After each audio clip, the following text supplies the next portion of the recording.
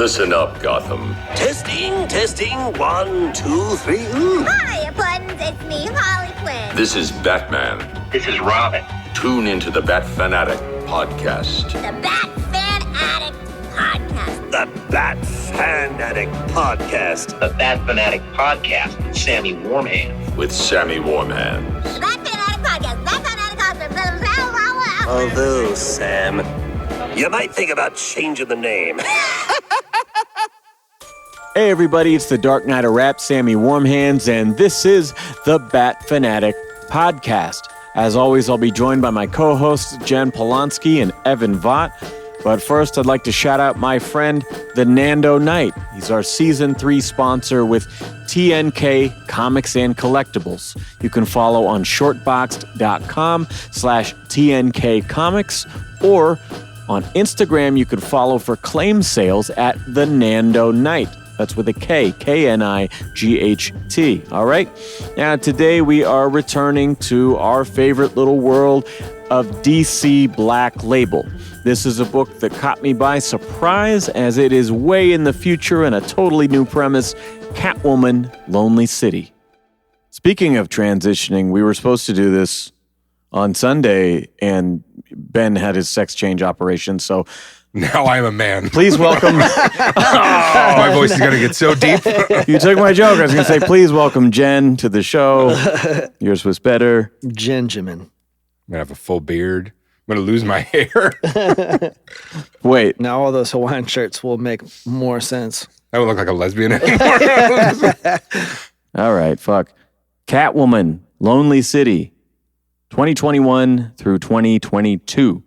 This is written, illustrated, colored, and lettered by Cliff Chiang. That's fucking amazing. Yeah, this is a pretty stellar thing for one person to have done. Yeah, I read the little blurb at the end from the editor. He didn't shortcut, passed around the script. Everybody in the office was like, this is insane.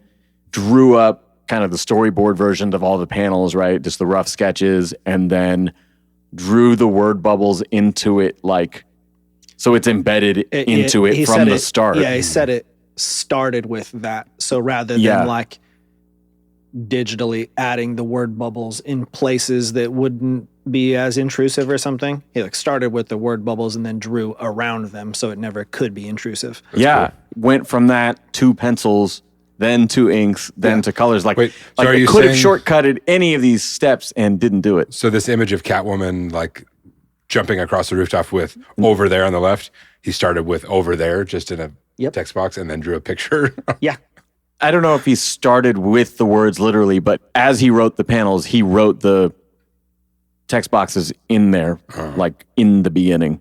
Here, I'll show you the end of the book here. So you can see just like the blue pencil prelims with the fucking like full-on finished text all over it. That's cool. Yeah.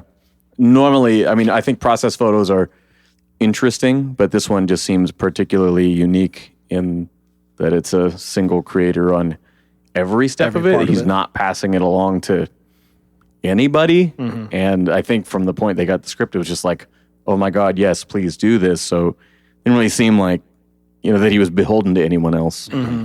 It also said that he wrote it out like a movie. Full script. Yeah.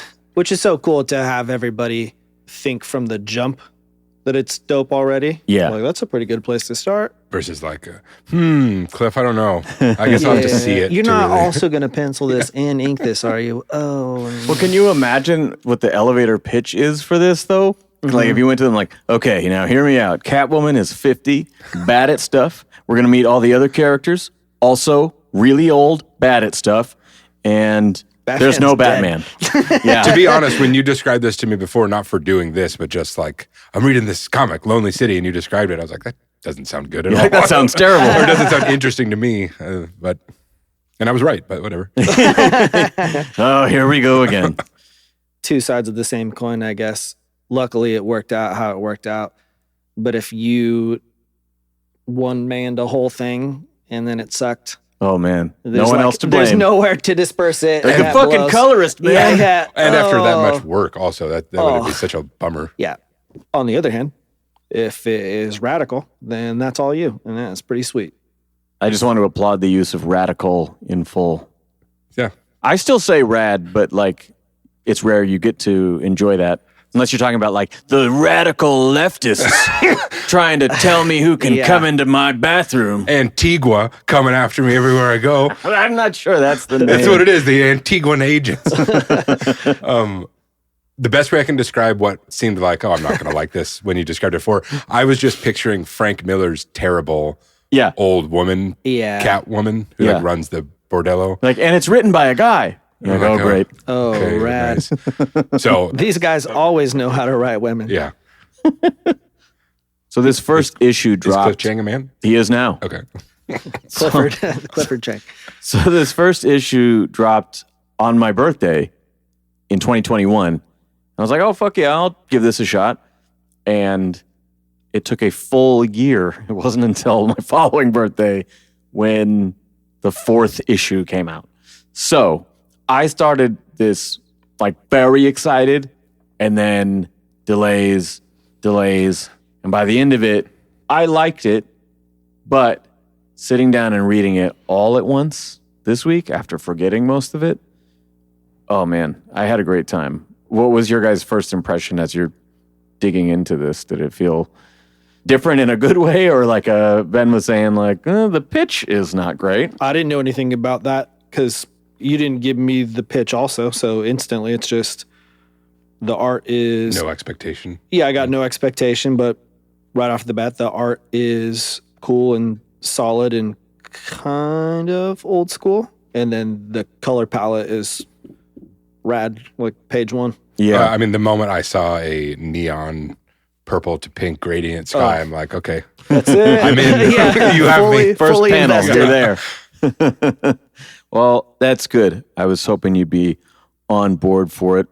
That's in the same way that like I now, even though like looking at that book in your lap, and looking at your lap, which I'm also doing, but looking at that This book is a in your kink. It's not my dick. It's just... I know it's your kink. It's a I've kink. Spent time with doing it before. Yeah. My kink is to get hard during the podcast and see if you'll look at it.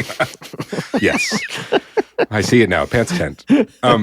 That book looks fantastic. My and I love belt is it. fully undone, though, just for the record. That's only so I don't have to pee. Okay. Observe the hardcover. So the book is fantastic, but in the same way that I've kind of switched to digital, just for the reasons I say every time, like my greasy hands get all over it and whatever. I like that it's backlit so I can read it in pitch black darkness. Mm-hmm. But in that same way of like not doing something that I used to do all the time, and now it seems weird to me, like I couldn't imagine having to wait to read this part by part. It bummed me out. Manga's the worst, where you're like, you get 20 pages and it's all action, so you read it in 5 minutes. Yeah. It's like, see you next month. That's how I feel about World's Finest. I read the first like 15 issues or something. It was Mark Waid and Dan Mora. And it's really fun, exciting stuff. It looks great. But it is one of those like, wham, bam. Oh, shit, it's over. Yeah. All right. You wait a month and you're like, what was going on again? And then it's more like, bam, bam, bam, crazy. Over here, though. Now we're going over here. I'm like, all right, that was cool. Yeah, but like I can't really... I feel like the momentum is not carried. Yeah. But when you get to read it all at once, it Yeah. is. It stands better. Naturally builds. Yeah. I think that the one we were going to do, which we will soon, is The Riddler Year One from Paul Dano and Stevan Subic. And that one was easier to read month to month because it is a prequel to the film that we already know. Uh-huh. And so we kind of know where it's going to end up. And it's also done in sort of a way that, not necessarily the procedural aspect of Criminal Sanity, but sort of the way that they would do like the case files and the little things that kind of revealed his character as a killer. Uh-huh. It has that sort of a vibe to it. So that one was a little easier to Like digest. Secret Files or and something. it's only where 6 issues too, and so it's not quite as bad. But Paul yeah, Dano, that's the guy from Not Another Teen Movie. Chris Evans. No, Paul Dano also, I think. He was? Yeah. That's crazy. I actually saw him in a new movie this week, Dumb Money, Oh, about the the GameStop trades. Yeah. That was interesting. Great cast. Kind of underutilized. You know, you get like Shailene Woodley as the supportive wife, you know. Like, I mean, I'm glad you're here, but like, let's give her some stuff to do.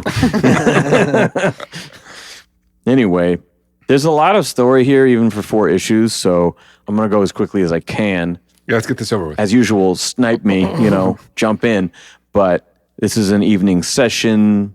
I'm sure you guys want to get home after work. So Snipe. great. I didn't realize this, but you had sent me.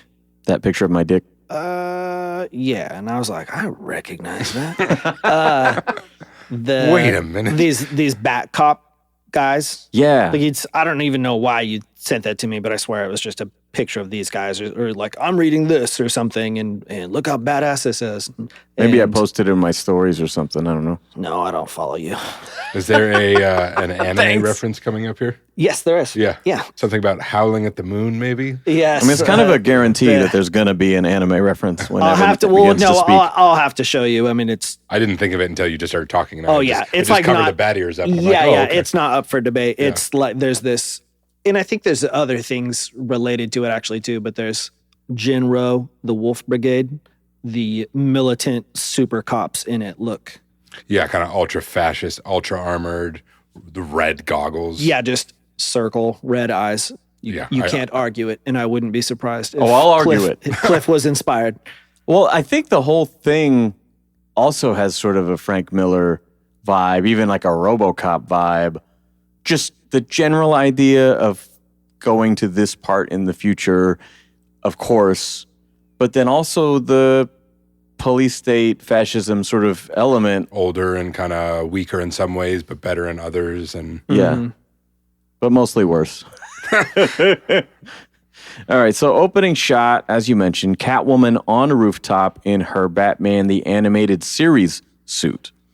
This already is like Bruno Redondo's Nightwing in that it's sort of a love letter to everything that came before, even while it's doing its own thing. And the colors. Nightwing has a better ass, but whatever. Then Catwoman, wow. I mean, I know he's famous for it, but Stronger. immediately she channels Murtaugh from Lethal Weapon to bring it back to season 1.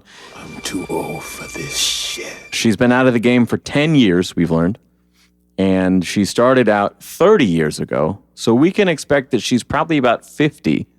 And I think later they say she's 55, Yeah. right? I can't do any of this stuff now. So her doing any of this at 55 Still is impressive. Yeah, incredibly impressive. I couldn't have done it when I was 21. Yeah.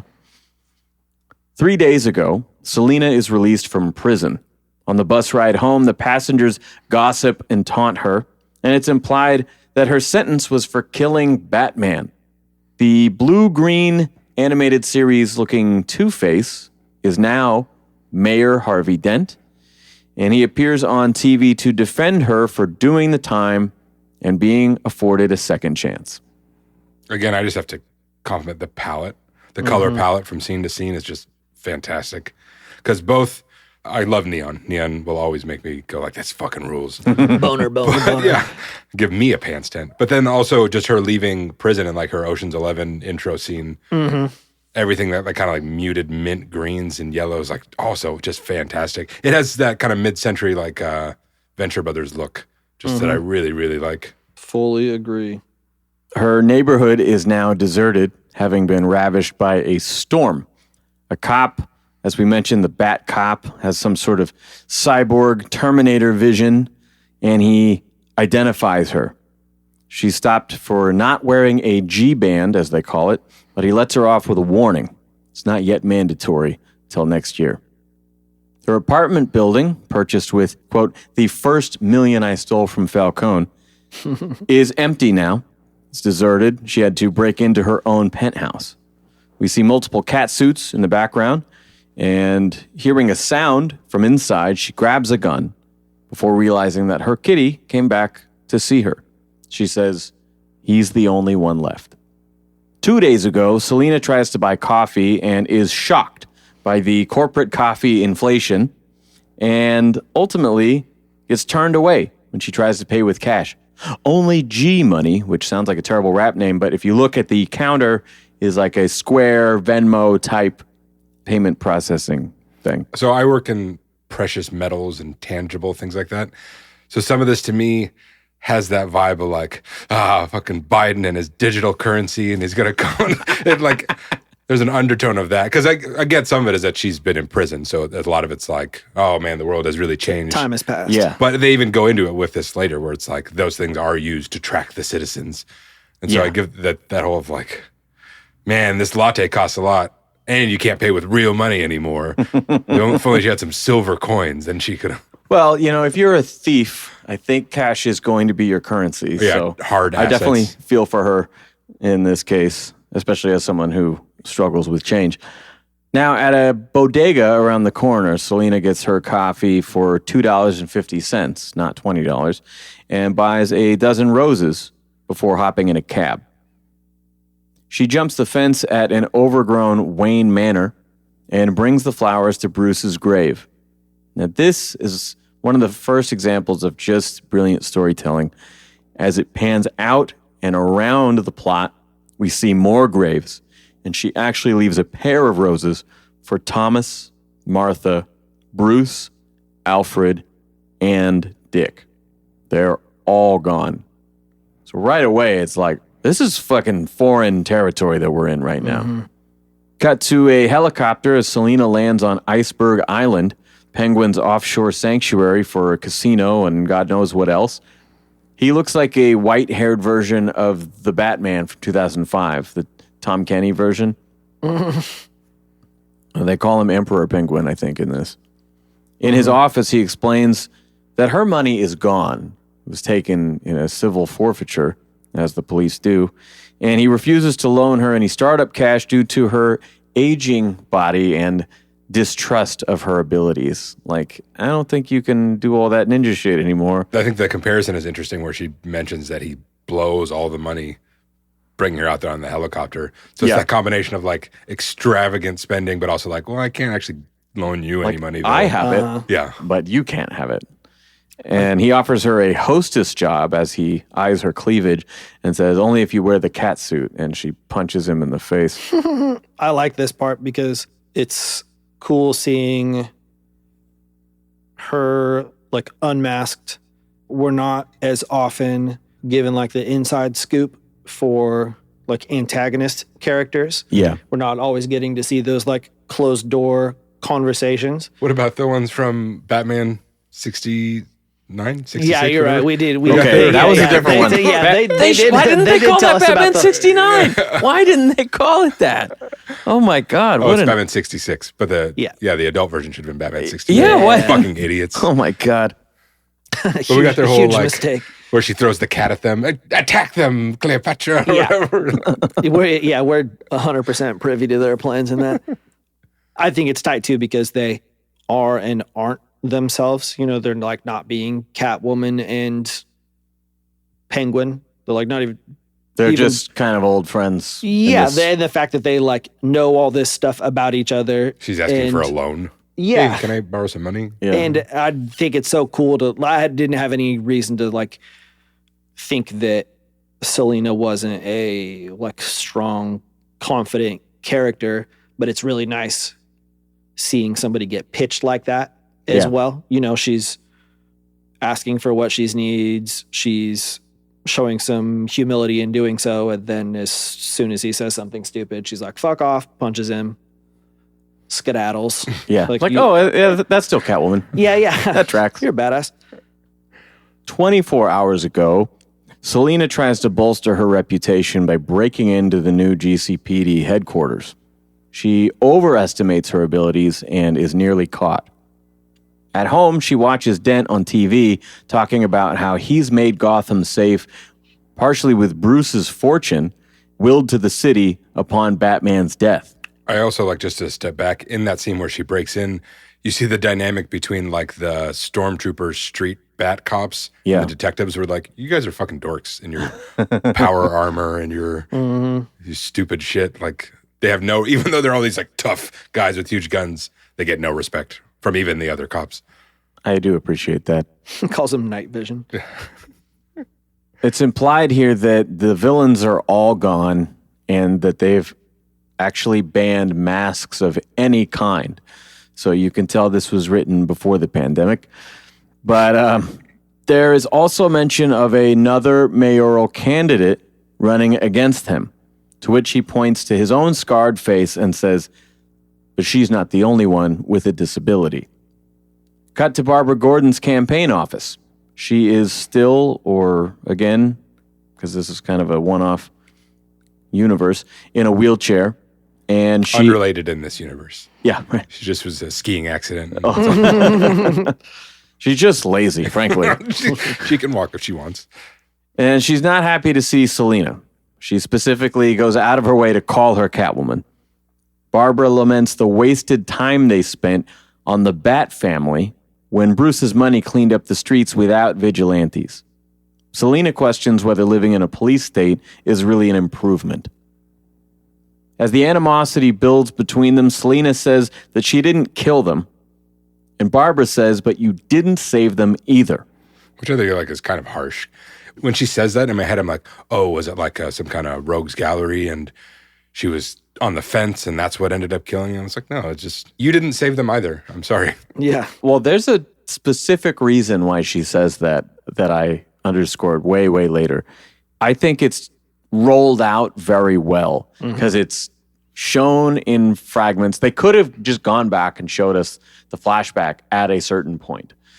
But they give us little bits and pieces of the story throughout that keep you sort of emotionally invested in it. But when you see the full thing, it's like, oh, Jesus. Well, and that makes that story also the story of this. Yes. Because if you did that all at once at the beginning, it would just be like, okay, now you have the backstory. So now the story is Catwoman trying to do this thing. Yeah. Having it intertwined in there makes that also the story. And it doesn't do the thing where we've talked about.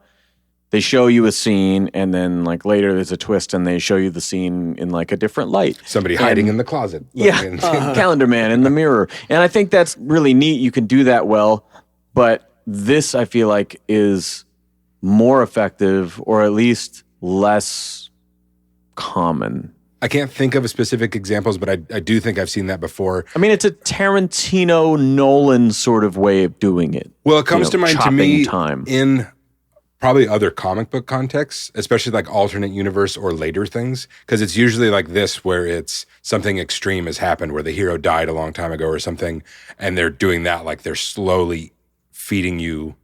They're like, buy the next issue. Buy the next issue. Kind of, yeah. Like, why, then we'll show you what happened. Why did Spider-Man die 30 years ago? Like that. That's just that same kind of thing. I feel like I've seen it before. This doesn't feel derivative, but I do feel like I've experienced this where it's like, why is there no Superman? Like that kind of thing. And, yeah. Oh, okay. It's because he was turned into bugs and inserted in a computer, or I don't know, something insane or whatever.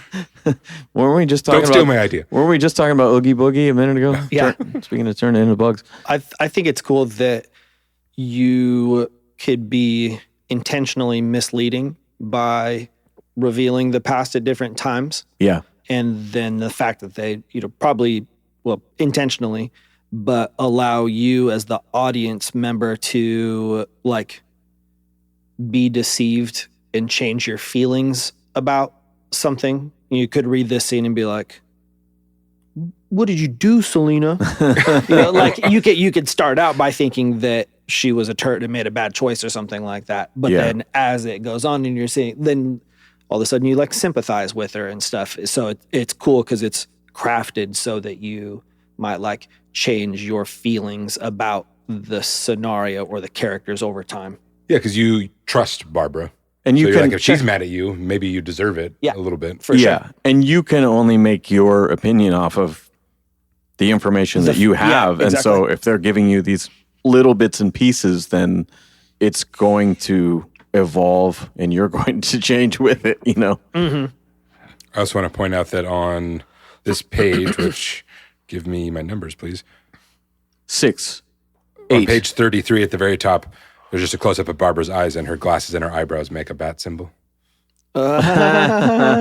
Nice. That's great. Yeah, the little connecting piece there. I'll between take that the lenses. instead of a Batmobile with a face. That's fine. A face with a bat symbol, even better. Reminds me of Batman Returns when Selina's sitting at the desk in Walken's office and that lamp is casting the shadow through her glasses, gives her cat ears on her face. That's so good. Cliff does this neat thing with his colors where people's wrinkles a lot of times or details on other things like note cards in the back of Barbara's office and stuff, but not everything gets black lines, and I think that's really cool. It's something that they'll do in cartoons a lot of times, where the outline or some of the details will just be like a darker shade of the interior color. Yeah. That Especially way, those wrinkles, because it's very subtle. totally. And if it was Like she doesn't look like she's 100, Yes, but she's yeah. older. yeah, for sure. And I just think that's so cool because then it doesn't make It doesn't make the over-rendered Bruce Wayne in a car with Thomas Elliott thing that we complained about Yeah, before. yeah. Aged 50 years. Yeah. Just getting in the car. From that one shadow. I just think that's a neat style touch. So the last thing in this scene, Selena, on her way out the door, turns back to say, "What is Orpheus?" Later, Selena goes to a bar for out-of-work henchmen. Remind me the name? It's like the Stock pot. stock pot, right. She finds Killer Croc in a similar state of disrepair, looking like an extra from The Sopranos. He's visibly So overweight, cool. in a wife beater, an unbuttoned jersey, and a newsboy cap. a Kangol cat. Yeah. Yeah. Samuel L. Jackson. Yeah. So awesome. He's excited to see her, asking immediately to team up and relive the glory days. He said, "I used to be the king of Gotham." And Dent shows up, taking Selena's beer, saying she missed her parole check-in, and saying that she should retire before ending up in prison once again. She said, "Wow, retire or go to jail? Why don't you choose?" and hands him a quarter to flip. When Dent leaves, she tells Croc, "You know what, maybe we will team up," and remembers the word Orpheus, says her new plan is to break into the Batcave on Election Day. Another thing that's interesting here is that they have this plan, and to a certain extent, we're learning about the Orpheus mystery as the characters are, but they don't just give us like guys in a room, exposition dump, here's the plan. And they lay out the blueprint and then whatever, you know. There's a blueprint scene later, but they don't really just do that. We're kind of also piecing it together in fragments, just like the rest of the story, which makes it interesting. When there's a kind of like a trope about that where it's always, if you see the plan, that means it's not going to work out. So if you don't see the plan, it probably is going to work out in Interesting. terms of the way. Because once they lay it out, then it can't happen the way they've laid it out. Like if you see a gun, then it's going to get used later sort of rule. Yeah, unless they intentionally don't do that to psych you out. True. So we cut back now to the opening scene, rooftop of the GCPD. These high-tech cops are shooting at her. Diving through a window, she very conspicuously steals a box of evidence and starts digging through it with haste. I love the full page splash of her running, smiling across the rooftop, and those two assholes just shooting at nothing. And just unloading The wrong way. Yeah, at nothing. Like, you dorks. This box that she pulls says roof. Finding a batarang in the box, she stops dead in her tracks, removes her mask, and you could see a change of emotion on her face. She thinks back to what's called Fool's Night 10 years ago. On top of a burning building, the same building, headquarters of the police department, Batman has clearly been blown up by the same bomb that fucked up the top of the building. That's gruesome. Yeah, Seeing that rendered in this style, too, that's kind of like... Yeah, it's very Classic. cartoony and, Yeah. and everything's almost Tim Sale sort of like flat colors and, you know, totally different vibe. You don't really expect a big bloody... His chest looks like ground beef and ketchup. It looks Yeah, disgusting. like Deadpool's it face. looks gross. Also, I thought of, there's more examples, but probably one of the big ones is just Watchmen. Where like as Watchmen is going on, you are learning why there are no superheroes anymore and what happened to them. And you're just kind of getting little bits. So Batman's in bad shape and he can barely speak, but he manages to ask if Gordon survives. Catwoman says no. He hands her some kind of batarang and says something about Orpheus as a police copter approaches, and she attempts to wave them back. There's still an active bomb on the roof. Now we see SWAT team rushing to the roof. They open fire, exploding what's left of the building. This seems pretty common, not just for life itself, but Gotham cops specifically, of just like, hey, we've learned more information. Fuck that, shoot! Fire! Also, just because it's worth noting for where it goes with later in the story, when he hands her it and says Orpheus, he also says save the city, as if this will be the magic MacGuffin that's gonna, this will make things right. This will save everything. Present day, Barbara opens a package from Selena. I thought you should have this. Tearfully, she opens up her father's pipe. Because this Commissioner Gordon did crack. I don't want to mislead you on what kind of pipe. One hitter crack pipe. Yeah. His most treasured bong. But no, I did think that was very nice, though. It's cool. It's got like glass mushrooms on the side. Yeah, It's really little neat. sweet knobbies. It's the Jesse Pinkman signature. Cut to Dent's office. The police commissioner said he didn't feel that good about letting Selena go free as a favor. Dent dismissed this concern, saying, the plan is working. She broke in and stole evidence. We've got her angry. And when she's angry, she's going to make mistakes. The election, he says, is a sure thing when we arrest her or put her in a body bag. End of book 1. She had a nice little Chat Noir black cat poster on the wall, which I liked. I stared at that and I was like, I swear to God, in Catwoman When in Rome or on one of the covers or something, they did a version of that, right? Yeah, they reimagined it with her. I thought they did, yeah.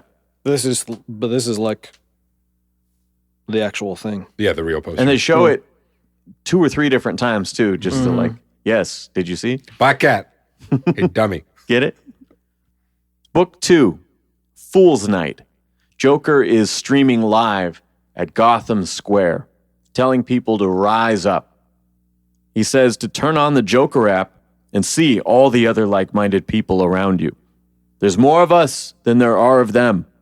Soon people mask up with Joker faces and start rioting, much like the end of Todd Phillips' Joker film. But not just straight writing, because this is another example of... This is pretty scary. Yeah, the tone of this book. Like The Purge. Yeah. Kind of hidden underneath the colors and the art style. It's not just that they're writing. It's like there's a guy in an office who puts on a clown mask and then shoots everyone else up in the office. Yeah. That's extreme for a depiction of people turning to Joker's side. Yeah, this just makes Gotham seem like extra evil. Yeah. Like all these people one were in 5 people eagerly waiting for a chance to... I do like that, though, because if you're going to make... Oh, I like it. Yeah, I like it as well. I think it's good, but it just like really... Scary. If the chewed up Batman 5 pages ago didn't sell it to you, this was like, oh man, this is a bad world. This is a Black Label story. But I like it in the way that the Riddler had his followers in the Batman film. Because if you're going to get people going along with the Joker, you should probably show what that really means. You know, that's one of the reasons I liked Punchline, is because at first it was like, oh, I don't want to read about the Joker's new girlfriend and Harley's replacement, and that I thought that sounded really stupid. And then when I actually read, I think it was her origin in the 80th anniversary issue of the Joker, where they had all these shorts from different writers, and I was blown away by it because it was a very modern kind of meta thing where you have this sociopath who sees what he's doing.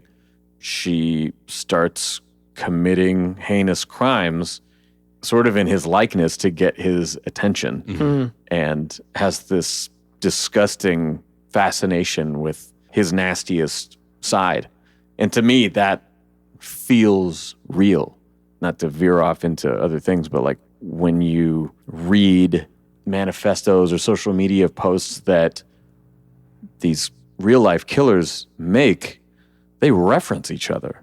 You know, there's a whole slew of them that like mention this Elliot Rodger guy, and like there's constantly it'll be a copycat or a one up, or I'm gonna try to get more than you. You know, like this whole thing. So I really like, if you're gonna take a character that's that deplorable, they're gonna show what that means, because otherwise it's like in White Knight, you're going, people are gonna vote for the Joker? Like, oh no, he never actually murdered anybody. Yeah, this is not that. Oh, okay. You know, so this I like more. Yes. Yeah, no, I agree with you. This is, if we're going to go all the way back, not an edgelord Joker, just a straight up evil Yeah. Yeah. Joker. And the contrast of all this is so funny. Like Joker in the digital age and, jumbo screen, but then He's got his own YouTube channel. yeah, I mean, the backgrounds of each of his things, balloons, kitty faces. Emojis. But the stuff that he's saying and then what follows directly afterwards is so contrasting to that.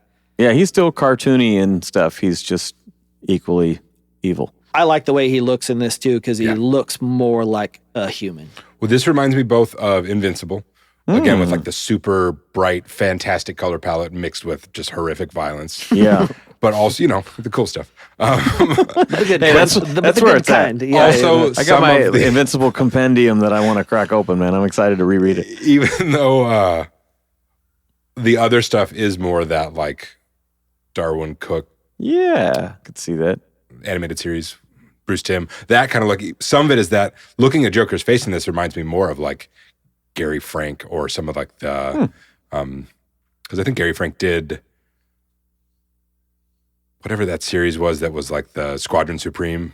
Maybe it's just called Supreme. It was like ultra violent Marvel Max reimagining of this 70s superhero squad that's like alternate Superman and Batman or whatever. But like just his face in that looks very, there's this specific one in that scene where he's about to put on the Joker mask. And it's like, I feel like that's one of the most realistic looking faces in this. My favorite thing is that you pulled that up, zoomed in on it, and as you turned it, it turned the page. So that Like, dang. where you compare to like the way Barbara looked in some of those other scenes, and like she almost didn't look like a real person. He, to me, looked like Tim Curry. That's what he reminded me of a little bit. Yeah. I guess As I was It. thinking more actors' Or faces Pennywise. than... I actually haven't even seen those movies, but I guess I would think of like Home Alone You haven't 2 seen any when he Tim makes Curry that movies? Grinch Or, smile. No, I haven't seen the It movies. What's the one, Midnight Rocky Horror Picture Show? Yeah, Even if you Rocky haven't seen Horror it, you've Picture seen Sure. images of him Yeah, as that character. totally. It's just Muppet embedded Treasure in pop Island. culture. No, but like Clue. I remember seeing a trailer for I think it was the second It movie. I remember seeing like it's like Bill Hader and like all these actors I really like. I'm like, oh, what is this? Awesome! And then it showed what it is. I'm like, oh no. The first one was good. Yeah, those movies are great. Nearby, Batgirl tells the fam to go to GCPD headquarters, and she's overruled by Batman. It'll be too personal because her father's there. Catwoman says, we'll save him. Telling the story in this order is especially effective because we know she doesn't save him. And now we know why Barbara said that. Like, you didn't kill him. Well, you didn't save him Yeah, but also either. Batman who got blown up didn't save him either. Like it's I know, but like, one thing that's interesting about this But is... Barbara could have been there if she hadn't gotten vetoed. Exactly. And she would have She saved was him. And she robbed, could have gotten blown up. but she was robbed of that chance. And what's interesting to me is the book overall, it deals with age and mortality. worry and- about other people's safety and your responsibility in that. And But also, there's sort of a running theme of overestimating yourself, and she still thinks she's got it. Selena, I mean, and a lot of times she doesn't have it under control, and it doesn't go the way that she plans. You cut back to this, and there's an example of her also being a little bit cocky or arrogant and being way wrong. And the cost of that. So it's not just saying that this is how the character is now because she's been out of the game, but it's also saying like this is kind of who she is. You know, it's like she's just a little bit of a hot shot and might not always get it right. sure. Versus Batman, who generally is right, even though he's Yeah, that. but I mean, we've seen that in same Batman kinda guy. stories too, where even if it's like an alternate universe story or future or in universe, where it's a similar kind of thing, like every now and then they'll switch it up and be like, no, he actually was right. And he didn't Yeah. murder that person. It was a trick and someone pretended to be him. But other times they've done that where he's like, he fails. For sure, but I guess the only reason I pointed out is because I like that anytime you can do sort of deeper character development, if that's a running theme or a pattern of the character at this point, and we think we know that reason, then to show that happen in an earlier scene that's set way in the past when she is supposedly, you would think, top of her game, then it's like, okay, that's just another little reinforcement of what we're telling you about the character. I didn't think about it until now, but Barbara on this rooftop is not in a wheelchair. Yeah, she's Batgirl. Yeah. And Joker presumably dies in the roof explosion. So, however, she became a paraplegic. So I was joking, but also right. It was Wait. like a skiing accident. Or, Joker died in that thing? I didn't think he was physically there. no, remember Batman was punching him in he's- the face and the bomb goes off. Yeah, they're like right on top of each other. Yeah, it's they're, very under the red hood. They're spooning. She got polio, forgot about actually. that. She Yeah, just I mean, can't and they walk don't anymore. say, but it explodes and Joker's not there anymore. So I'm guessing Yeah. he's like the rooftop. So, however, That's interesting. Did you injure yourself on that ski slope? I can't do a walking. I'm Okay. sorry. I'm sorry. You're talking to my guy all wrong. I'm going to stab you in the face with a soldering iron. also I like Joe Dirt. I've never seen that movie. Me neither. I have a little bit of respect for myself. Oh my gosh. I don't. So For myself or yours? both. For myself, their costumes look cool in this to me, and the way that Cliff found ways to show like separations in appendages, muscle quadrants, I don't know, without making stuff look like it's really layered. Or, It doesn't look like a Christopher Nolan Batsuit where it looks like armor or anything yeah, like that. it has enough detail to not look like it's just spandex, but it's not like layers on layers, bug armor, and I'm not a I'm huge digging fan it. of the Batgirl of Burnside costume. I'm not sure why, but I really like it. This rendition of it, I think, looks fantastic. Hmm. I'm not sure if it's maybe a little more costumey looking and a little less like practical. I feel like the Batgirl, the modern Batgirl costume looks very much like a military outfit or something like that with a cape added. Sure. Where this looks a little more like a bat costume. Also, he's doing a good job with Batman. Yeah. He looks pretty good. Yeah, I really like the art style on this. How do you feel about in the chin cover? general? Oh, I like the chin You cover. like the chin cover? Okay. Very Yeah. samurai or? I just get it. It makes more sense to me that it's like a helmet, not a thing that just goes under your chin in the neck void. He gets shot in the head and then the next scene he pulls it off and it's just fabric. Like, what? But All right, present day, Barbara softens her approach after receiving that gift and invites Selena to coffee. They briefly discuss Orpheus, but even Barbara doesn't know the details. She warns that the Batcave security is still intact, and no matter what she does now, Bruce isn't coming back. Cut to a Batman-like training montage where Selena pushes herself and Croc past the limit. It's 2 Push months. it to the limit. I was actually listening to that song coincidentally yesterday. For what reason? I don't know. I don't remember why it was playing for something. Okay. Move along the razor's edge. You go. So I hear that Take when I see it. this. to the limit. Different mood. That song, I think. Bam, bam, bam, bam. Bam, bam, bam. It's 2 months from Election Day. We also get bits of them living together and a funny gag about Croc not flushing, putting them together as aging roommates who don't have any place to go. I is would watch this. kind of funny. I would Yeah. watch this sitcom. Yeah. Yeah, it's like the Harley Quinn show where they all live Yeah. together. Like, I think that would be funny. Selena goes to OG Beast, a skate shop / clothing store owned by her friend Rowena. The scene starts with two thieves eyeing some Bat Force 1s, which I'm not 100% sure isn't also a nod to our friends in the Bat Force. Cliff did appear as a guest on the show when this book came out. Wow. So I don't know if it's a double pun of Air Force Ones or just a nod to the shoe, but you know. Did they actually make 89 Jordans back in the day? No. I don't know. But I guarantee you there are Batman Jordans now. Yeah, For yeah. the past decade at least. I mean, there could have been though, because Custom Nike Oh, was. that's cool. I didn't Nike even- was what Keaton wore in the movie. So Yeah, oh yeah, I saw that recently. I didn't even notice this, but this guy says, damn, 89 Bat Force 1s. Says Tinker. Tinker is an actual dude who worked as Tinker Hatfield. That was like a designer for Nike. That's James funny. Hetfield. I pictured Yeah. Toyman, the little Japanese boy who likes Power Girls. Speaking of Harley, he was on that show the other day. It was pretty funny. In a secret back room, Rowena has a whole lab of people working. Selena asks for help on her old, worn-out suit. Rowena appoints her son, Winston, who is a little starstruck, saying that he had her poster on the wall as a kid. I love the poster, the Jim Ballant era Catwoman. Yeah.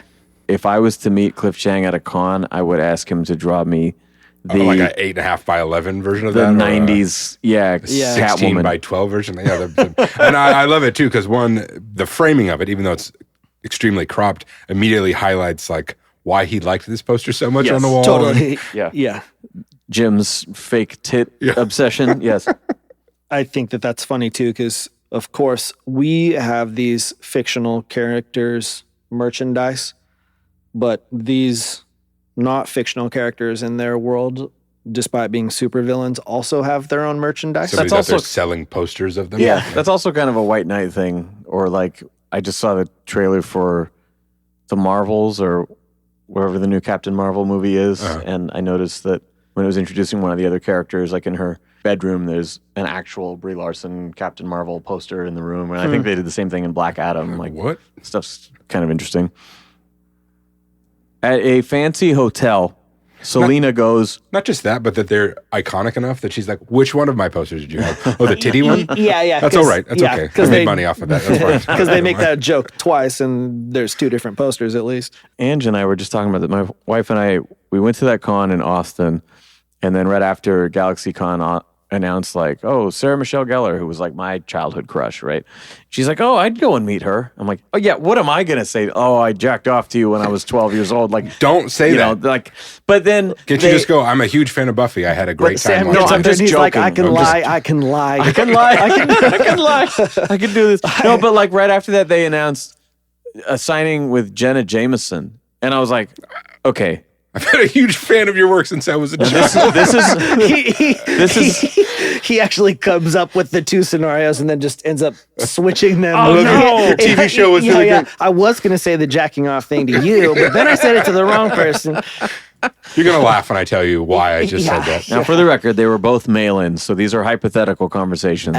But yeah, Andrew goes, what do you even say to a person like that? And I was like, I mean, they give awards for fucking blowjobs and anal and shit. Like I'm a big fan of your work. It's meant a lot to me. Your art changed my life. Those people may have more specific conversations than your people whose work is not intended for use in that way. Yeah. I don't know, but be pretty fucking awkward either way. Yeah, I don't think anybody's pretending that they're not doing what they're doing, and those people are fully living it and embracing it. Oh, you know what made me think of this though is when you're talking about like, oh yeah, I made money off that sexy one or whatever. But like, if you were to meet any celebrity, like, okay, I met Rose McGowan this summer. I had her sign my Planet Terror DVD, right? But if I had brought the Rolling Stone cover of her naked with Rosario Dawson, that would be weird. I'm sure she gets it a lot. Yeah. But I would feel weird. I also think it's the era of it too. Because one, you have to remember that a lot of those people who are going up there are just like eBay flippers. Mm-hmm. So they go up to them with just a stack of shit and they're just like, yeah, can you sign all this so I can go sell it? Yeah. Versus like someone who's legitimately, this picture of you is really, really cool and I'd love to have an autograph of it. Yeah. But I think the era too, were like, because Rose McGowan was pretty big in all the Me Too stuff, maybe she'd still think it was cool. Well, totally, like, So if you did it now, that'd be kind of weird. But maybe like the month that came out and you saw her somewhere, and you're like, okay. So I met Giancarlo Esposito. So let's talk about him instead. So and that sexy cover of him, that Sports Illustrated swimsuit edition that he did. You know, I'm sure he gets that all the time, and it's like, ugh, this again. Like, do you even care about my acting? You know. I don't know. That's because I was thinking about this the other day. I just started playing Cyberpunk again. Cyberpunk was like a game. Thank you for explaining. Yeah, it's a video game you play with a controller on a TV or computer. Okay. Do you remember those? Yes. It was hyped. It was going to be like the biggest thing. It took 7 years to make. It came out, and it was like, depending on the system you got it for, it was completely buggy, janky, didn't really deliver on a lot of ways. He was about to use a racist word, and he didn't do it. Thank you. No, I don't say that word. Oh, I didn't know you had one in mind. I just knew that's where you were going to go. No. It's who you are. But so Keanu Reeves is in that game. He plays like a guy who gets stuck in your head, basically like a little split personality. But of course, because it's a video game, people have modded it to like, yeah, you can have sex with him, or you can make him God. naked, all that kind of stuff. And there's one of those Vanity Fair interviews, or like Wired or something like that everyone does now, where it's him and then also Carrie-Anne Moss, who's also been in a video game recently where they use her likeness. In totality. Was that Actors on Actors? Because I love that series It on might have YouTube. been that. It was on YouTube. It was something like that with one of those, I like those reputable outlets. But they were asking him about it, and it was funny because he was so pumped. He's like, I think it's awesome. I think it's really cool that people can do whatever they want. And she was like, I don't like them doing that. So that's some of that, I think, is like different people, obviously, but also men and women's of like, oh, it's so nice to have somebody think I'm attractive. It's so great. Versus someone else being like, no, it's enough. Like, did you have to bring this one? Yeah, a little too creepy. Or put a little sign on the table that's like, I do not sign the Rolling Stone cover from 2007. All right, back to the story. At a fancy hotel, Selena goes undercover as the Duchess of Galonia. While booking the biggest suite, a nearby customer curses at the staff because he wants the same room. This guy is a real Karen, but he backs down when he sees her behind him at the counter. The Duchess whispers, "Meet me at the bar tonight," as she walks to her room. That night, they meet at the hotel bar, and it's a Watchmen-inspired scene between Catwoman and Eddie, the former Riddler. I fucking love this. Yeah. He is now a retired, sober widower and single father who said that he was on a lot of drugs during his flamboyant Riddler years. The scene is brilliantly written, cutting forward in time with each row of panels. So we were talking about how it cuts time with the flashbacks, but this is great because it's an hours-long discussion, and we're never hearing a whole complete thought. We're just getting, 3 or 4 panels in like 1 or 2 hour intervals, and we kind of get to be a fly on the wall for the whole evening. night, which is really cool. At the end, he writes his phone number on a napkin, leaving a question mark in place of the last digit. Love it. This fucking scene. Who would have thought 50-some-year-old, out of costume Batman villains would be like, this is the shit. This is, again, what I'm talking about. Like, I could use just like a For your borderline. Spank Bank? No, not Spank Bank, unless you get like Stepan Sejic to draw it. Then Yeah, maybe. there you go. Because I was thinking about that of like why that didn't work for me. It's because I'm just not as into I don't like that crazy fucker is so hot. Like that doesn't, it doesn't do anything for me at all. But like this is like romantic and charming. Well, doesn't this there's play out like just like chemistry in this. Spectre and Owlman and fucking Watchmen? Yeah, kind of reminiscing over the old days and Yeah. oh, we survived. Oh, this is fun. Yeah. So I could use like, I don't know, this is interesting, especially in the context of these characters as superheroes. That's why I really digged, I've said it before, the Tom King, Batman, Catwoman romance arc. It's just fun. There's a whole thing where, I think I mentioned it before too, they double date with Lois and Clark. Yeah. And they wear each other's costumes. So I remember seeing the cover, but I haven't read it. One day, I especially want to get just the Batman Catwoman collected from the 12 or 13 issue run that they did with Clay Mann. I tried reading his run, as you probably remember. I read like 20 issues or something, and it was like halfway through War for Jokes and Riddles, and I was just like, I just can't. yeah, I just can't. it's Like, the I end. liked the Batman Catwoman stuff, and I hated everything. Like, the main storyline, I just couldn't do it. It wasn't until the end of Warren Jokes and Riddles, the conclusion to that story, I was like, that fucking rules. That is really cool. The way that story is concluded and what it was all about and the whole point of it was great. Well, that's cool because I knew that it had favorable reviews, and I thought, okay, well, I'm at least going to give this section a chance. Because I was already like, I don't think I'm going to. Oh, well, that's coming up. I better read through that. People like that. I'll give it another chance. Kept going. And I just remember like their first conversation. It was like in some kind of office and Joker and Riddler talking to each other. And I was like, who the fuck talks like this? Like, I just, Yeah. But- it could just be a style thing that doesn't click for you. But we do need to read some Tom King. I don't think we have it all yet. No. I wasn't into it the first arc or whatever. It just was strange coming off of the Snyder run. It just felt weird. I wasn't ready for it. But then again, by the time they got to the end of that arc and the conclusion of it, I was like, that's brilliant. That's really cool. Nice. In addition to being surprised in liking how well written in general this is, but the female characters in this, I also really like the like sexual aspects of this. Like, it doesn't suddenly seem like a boy is writing this kind of flirtatious, sexy stuff. Like, he still stays like, oh no, this is just like a confident adult woman, goes for what she wants. It's consensual. There's no weird, like, I know this is what you want. kind of Yeah, stuff. it's like some of the stuff is drawn out. There's like a tension to it. The tension is the best that I way to can describe actually it. like feel almost. You're Dude, talking this- about like with her and Eddie? Yeah, they don't just instantly go and like bang. There's or no something. overt sexual stuff. That's the beauty of seeing that conversation play out over hours. Yeah. The fact that they were talking to each other for 5 hours and really enjoying it and going. It doesn't place to obviously place and- just instantly culminate with sex or something. Well, yeah, they're just catching up. I think Lonely City is a great title because there's a sense that sort of everyone's glory days are behind them. And when they do brush up against each other again, there's sort of this like, oh man, I kind of been looking for some kind of connection here. You know, we get this weird team up that keeps happening as the team expands and is like, what? Sure. Okay. Yeah, man. Fuck. It's been a long time, you know? So whatever they felt about each other before, They remember the good things and not the bad things. It's like, what does it matter at this age? You know? let's take the good that we have now. Turns out all of those rivals that I had were the only people in the world that I could actually relate to. That could get it, yeah. Yeah, as an old person, maybe we could be buddies. The weirdest thing about this and just their overall relationship in this, which is great, is I just couldn't get out of my head their relationship in When in Rome. Both their relationship him and off the also boat, like the kicking Riddler him out and the that window. is such a A weasel. weasel. Like even physically, he's like 4 feet tall and like spindly and just Little dweeb. that's the same guy.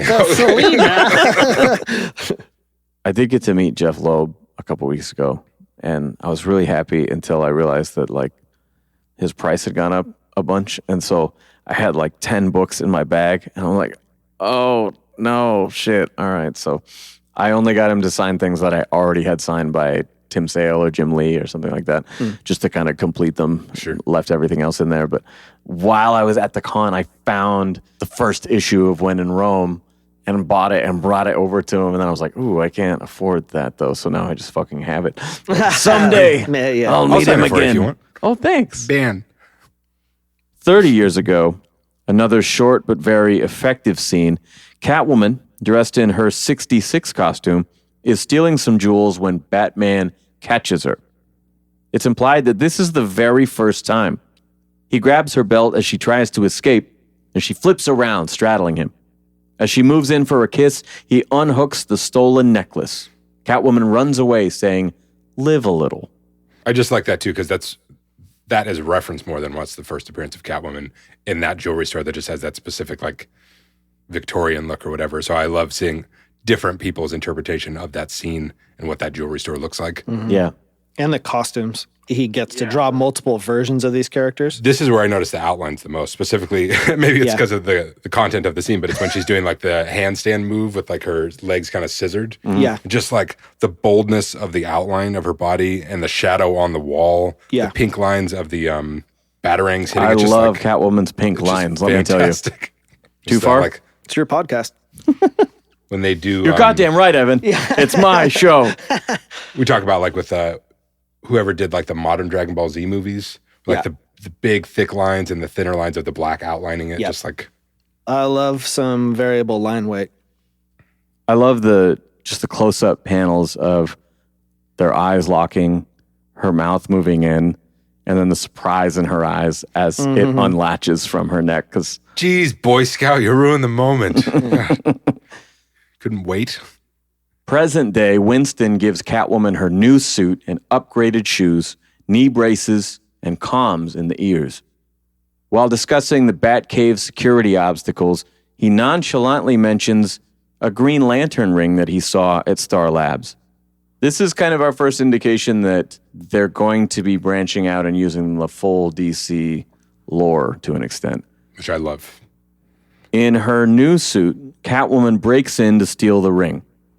Croc creates a diversion, but it's short-lived, and she's chased by private security wielding freeze guns.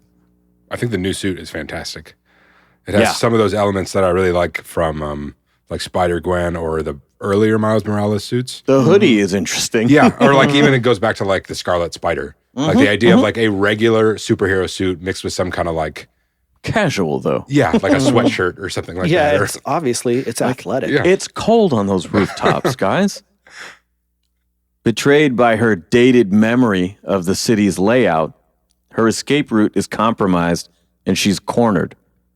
She ends up using the ring to teleport away. Cue Ben Polanski. That's my note. Cue Ben. What? Cuban B. Yo, I'm Cuban. Yes, Cuban B. That Kangol hat. Yes. Maybe we've already done it on the show. I don't know. But she teleports away, and you've been very adamant that that is not what people think Oh it yeah, is. she's dead. No, the That Catwoman that we see in the next panel is not the it's just a Catwoman clone. that we Right? saw. In No, the this panel. the. How dare you? How dare you? I was giving you the floor. throw ambush science me in with my this? face. Ambush you. You have been ready to argue about this every time I've seen you. The Green Lantern ring is a magical, supernatural device. So Okay. I'm fine with the teleportation So- exists in their universe. Magic is that. It doesn't have the same science fiction rules that say a man-made device. Yeah, a would thing have. that breaks you down into nothing Yeah. and then reassembles you somewhere else. Okay. It has to break you down to nothing. Okay. It just angers me so much that you would even conflate the two things. I'm going to use bigger words, Yeah. bigger and bigger words, because my anger cannot be contained. yeah, those two syllables small are fucking language. really making me feel small. No, it's magic. That's what. So I'm okay Okay. with it because it's magic. It's Got the it. same time when they do like their boom tubes where they go from the Sure, Darkseid's world yeah. and whatever. Magic is. That's different funny rules. though, because I legitimately thought, I'm like, okay, I'm going to be reading this portion, and he's just going to be like festering mad over Then there. Like, Catwoman oh, you died. motherfucker. The end. Then the clone of Catwoman continues the story on. I don't know why, but I didn't really think about the fact that Catwoman's new suit has the no pupils thing going on. Oh yeah, I didn't either. She looks a lot like Wildcat. Wildcat. Wildcat's the guy who trained her. The guy who's like in the Justice Society. Oh, The guy who wears the black cat costume. right. They mention him for a brief moment. He's in it, right? Wakanda Yeah. forever. yeah, guy, Wildcat. right. Yeah. All right. So the next day, Catwoman's reappearance makes the front page of the paper and is brought up by Dent's press conference as well. He blames the commissioner, which is funny to the reader because we know that the commissioner was opposed to her release and did it just for him. And he tells the people not to worry because she can't hide from us. Then we cut to him off stage, and he goes, "How is she hiding from us?" And I love that. Dent's man in a lab coat says she's without a G-band, and she's paying in cash, so she's basically off the grid. We can't find her with Biden's tools. She didn't get her vaccine microchip. Oh, that's supposed to happen tomorrow. This podcast, but there's a big tomorrow we're all going to be turned into zombies or something. It's funny. I just saw a funny like screenshot. They're gonna release the Morrowind signals or whatever, something that will activate the vaccines and turn us into zombies. Tomorrow? It's either through Wi-Fi or 5G. Yeah, it's depending on 5G. Yeah, is what I saw. Which thread you're reading. Well, it's funny because Ange was watching some TikTok about that. I'm like, what the fuck are these idiots talking about? And she goes, you literally posted about this yesterday. And I was like, oh, I just posted some dumbasses talking about conspiracies. I didn't actually like, Dive in. one, I I didn't didn't know I know was like, supposed to read I didn't the know like article. this is current news or something. I just thought like, oh, here's their next big dumb thing. I just think you'll know it's true if the next one of these we do is really good. And you'll know we've been changed against our will, and now we're entertaining and No, we've been replaced with AI. That's Yeah. what it is. Overlooking a disassembled Batmobile, they discuss Batman's Minority Report influenced predictive AI. I love the introduction of that in this. They talked about it a little bit. It wasn't until seeing the disassembled Batmobile that's like his tech was so advanced. That they're still using the Batmobile Years to power later, it. to power it, and they're doing whatever they can to get it. And he had like this insane profiling technology, which he was like, "This is actually bad, so I'm not going to use it to its full extent, but I'm going to use it whatever." And they're like, "No, we're just going to use it to profile who we think is probably going to be a Yeah, criminal." no, we're going to do the thing Yeah. that you didn't want to happen. And it gives you a better idea of like what exactly is the tech in those guys' masks that are patrolling the city. At the penthouse, Winston says the ring is dead. The Green Lantern ring needed a charger device because this is like the old first Lantern version. It had a lantern with it. And said it was destroyed in, quote, some crisis event. Selena picks up the phone and says, Plan fucking B. Barbara stages a protest in Crime Alley, or Park Row, right in front of the Monarch Theater, which the public now knows is the origin of Batman, because they know it's Bruce Wayne. Both tenants and landlords unite to protest Dent's new stadium development that'll force residents out of their homes. Inspired by Catwoman, a protester in the crowd puts on a cat mask, and then dozens follow suit. I love there's 8 panels, and one of them is Harvey Dent going, they'll complain, but also be first in line to buy tickets. Go Knights. And just the illustration of him like wearing his jacket with one fist raised, like big shit-eating grin, getting into his motorcade. Hey guys, I don't know what they're so angry about, but things are going to be real good soon. Yeah. Cliff does a really good job, like turning him into this, like the amount of PR political spin things Yeah, that the Harvey bullshit does. And this is politician. like so awesome. He just does a really good He's very job writing that. two-faced. Oh, shit. Oh my God. Smartest man in the world. Well, that's it for our show. Yeah.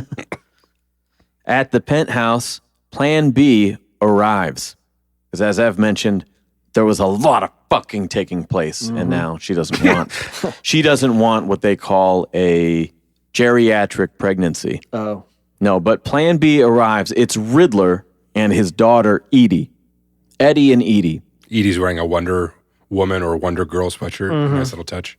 Selena speaks to her in Spanish, saying it's nice to have another girl around. Edie also kind of fangirls here, saying, I had your poster. The red sky with the black goggles. She had the Adam Hughes one. That was also overtly sexual. And Selena looks not at her, but at Winston and says, good choice. Good choice. The humor in this is funny.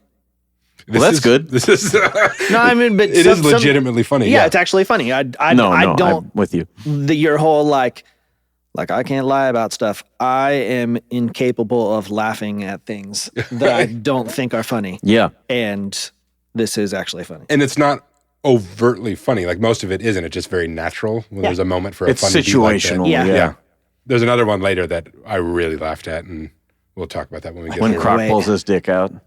No, that was erotic. Oh, okay. Well, I thought it was funny. Nothing funny about that. Yeah. Just noticed that. 2-page spread. The scales were graphic, but, What's the lady's name from the shop? Rowena. I just noticed that her delivery bags say Speed Force. That's hilarious. Yeah. And then also her sweater has cheetah on it.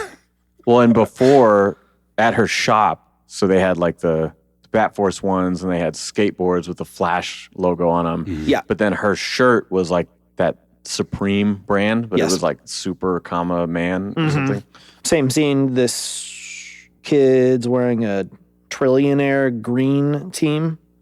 There's Pharrell had a clothing company called Billionaire Boys Club. Oh, okay. That looks like that logo. So I get the feeling that Cliff is Really into he must fashion and like pop he culture. must like streetwear stuff.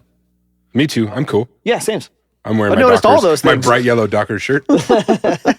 You do wear a lot of yellow. What is with that? I just like bright colors. And then somebody at work was like, you know what? I learned a thing once where they say like you wear these bright colors that actually helps you in negotiations because something about someone wearing a bright shirt is like makes people happy and sets them at ease. It's not why I did it. It made me happy and put me at ease. I'm like, I like that. I wouldn't say you do either of those things for me, but You've seen the inside. Not physically. I have seen your insides. Yes. I thought we weren't going to talk about that You again. know the spirit that's draped underneath this light and breezy shirt. Okay, speaking of Rowena, she You son of does a bitch. show up and delivers a prototype helmet that looks kind of like Ant-Man's. Selena says it's really not her style, and then shows the crew the blueprints, as we mentioned, to the next job.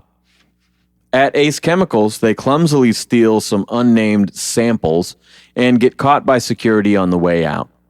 Edie proves quite adept at the gymnastic Catwoman stuff while Selena questions if she herself is holding them back.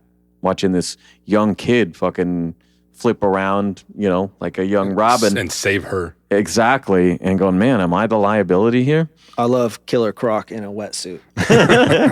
That's so funny. They parachute off of a silo and into the water, swimming to safety. Eddie picks them up in a van, and she says they can clean up, quote, on the plane. We're going for a trip. And this is another moment I'm like, I love this. They're going places, they're doing stuff. This is great. Showering on a plane? What kind of fancy-ass plane is this?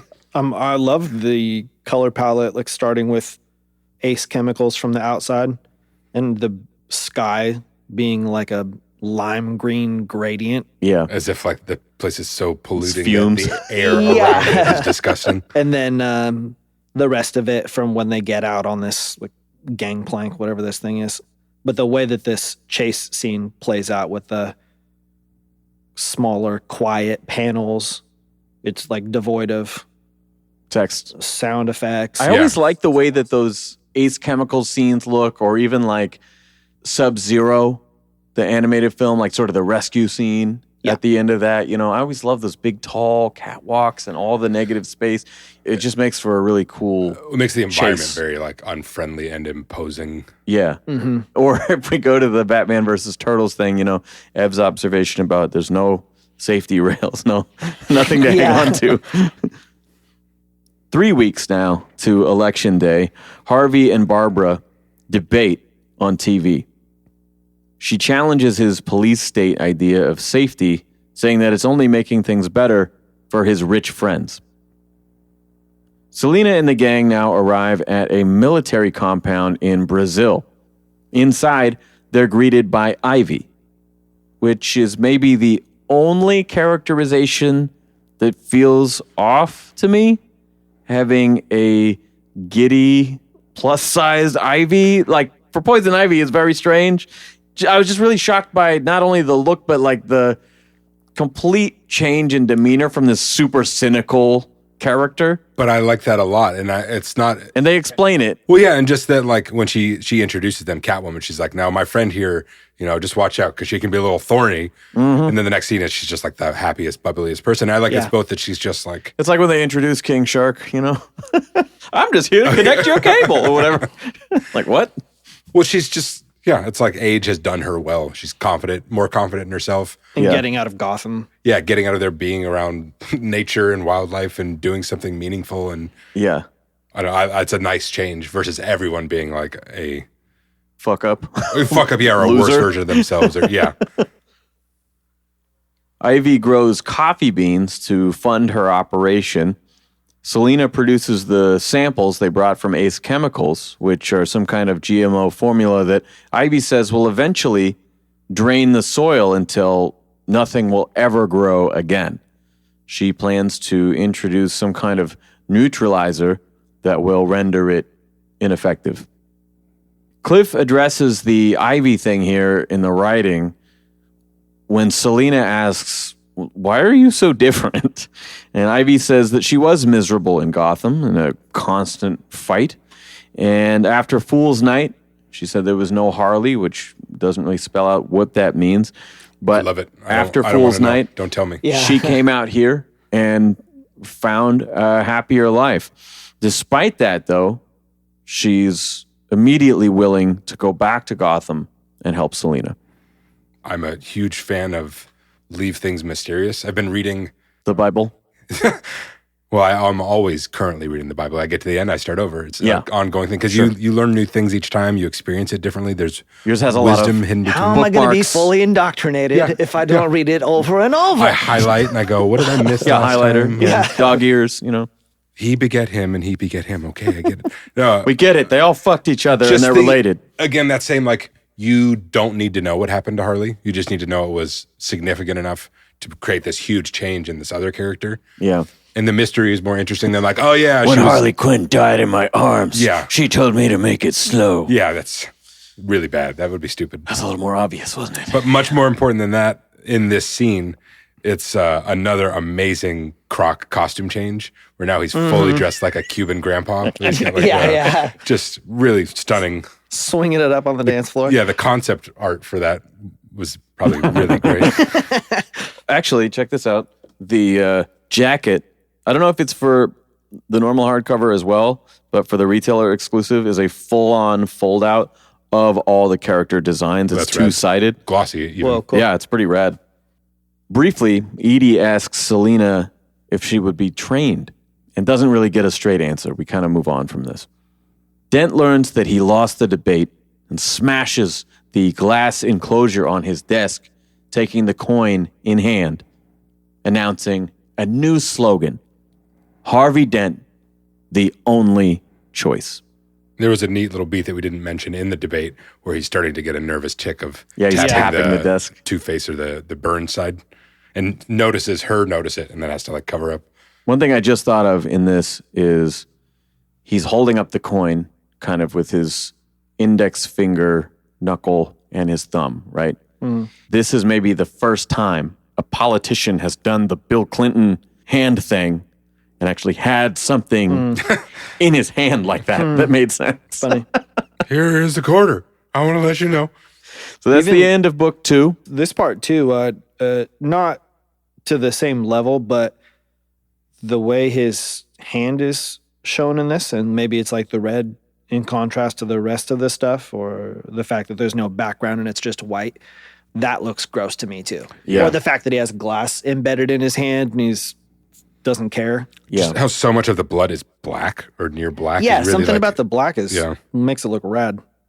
Also, I didn't think about it until just now, but whenever Cliff portrays action, it's very much just a like snapshot, Yeah. and there's not a bunch of dynamic lines in the background or any of these speed lines or anything. And I think this fist smashing the glass is like the only time that there's movement lines in the whole book. Oh, yeah, that's a great panel. Yeah. It's cool. It like makes it stand out that much more because everything else is so solid and stoic. I just noticed, actually, we give Two-Face the kind of mic drop ending of both of the first 2 issues. That's interesting.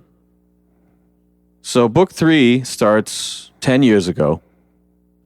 After Fool's Night, it's Selena's first day in prison. She's heckled by everyone when she walks in. And when a young girl asks for protection, Selena says, "I'm no bodyguard." Then we see this girl, Yuna is her name, being beaten and bullied. Selena trains her over the next year and eventually fights off one of these bullies herself. In return, she gets knocked out with a padlock and a sock. Good God. And a riot breaks out in the prison. Selena goes to solitary. There's a lot shown in very few panels here. Selena goes to solitary. When she gets out, Yuna is lying in her bed and she's been murdered. The next 3 panels show Selena in the lunchroom, beginning with a close-up and each sequential panel panning wider and wider as it goes from 8 years ago to 7 to 6. Yeah, what an inspired choice to show that like both She's alone. She's alone and that nothing is changing. She's not making friends anymore. She's just gonna like keep her head down. Yeah, she learned her just go lesson through that it. first time of like, I can't get attached to these people. That there's like a year between each of those panels is Totally. Yeah, it's and amazing. again the pulling back of like just like showing the distance of it. One thing Yeah, to make her not just alone, but alone in a room full of people. Yeah. So effective. which is like, kind of like what happens when she gets out too. Yeah. Alone in the city. The lonely city. oh shit.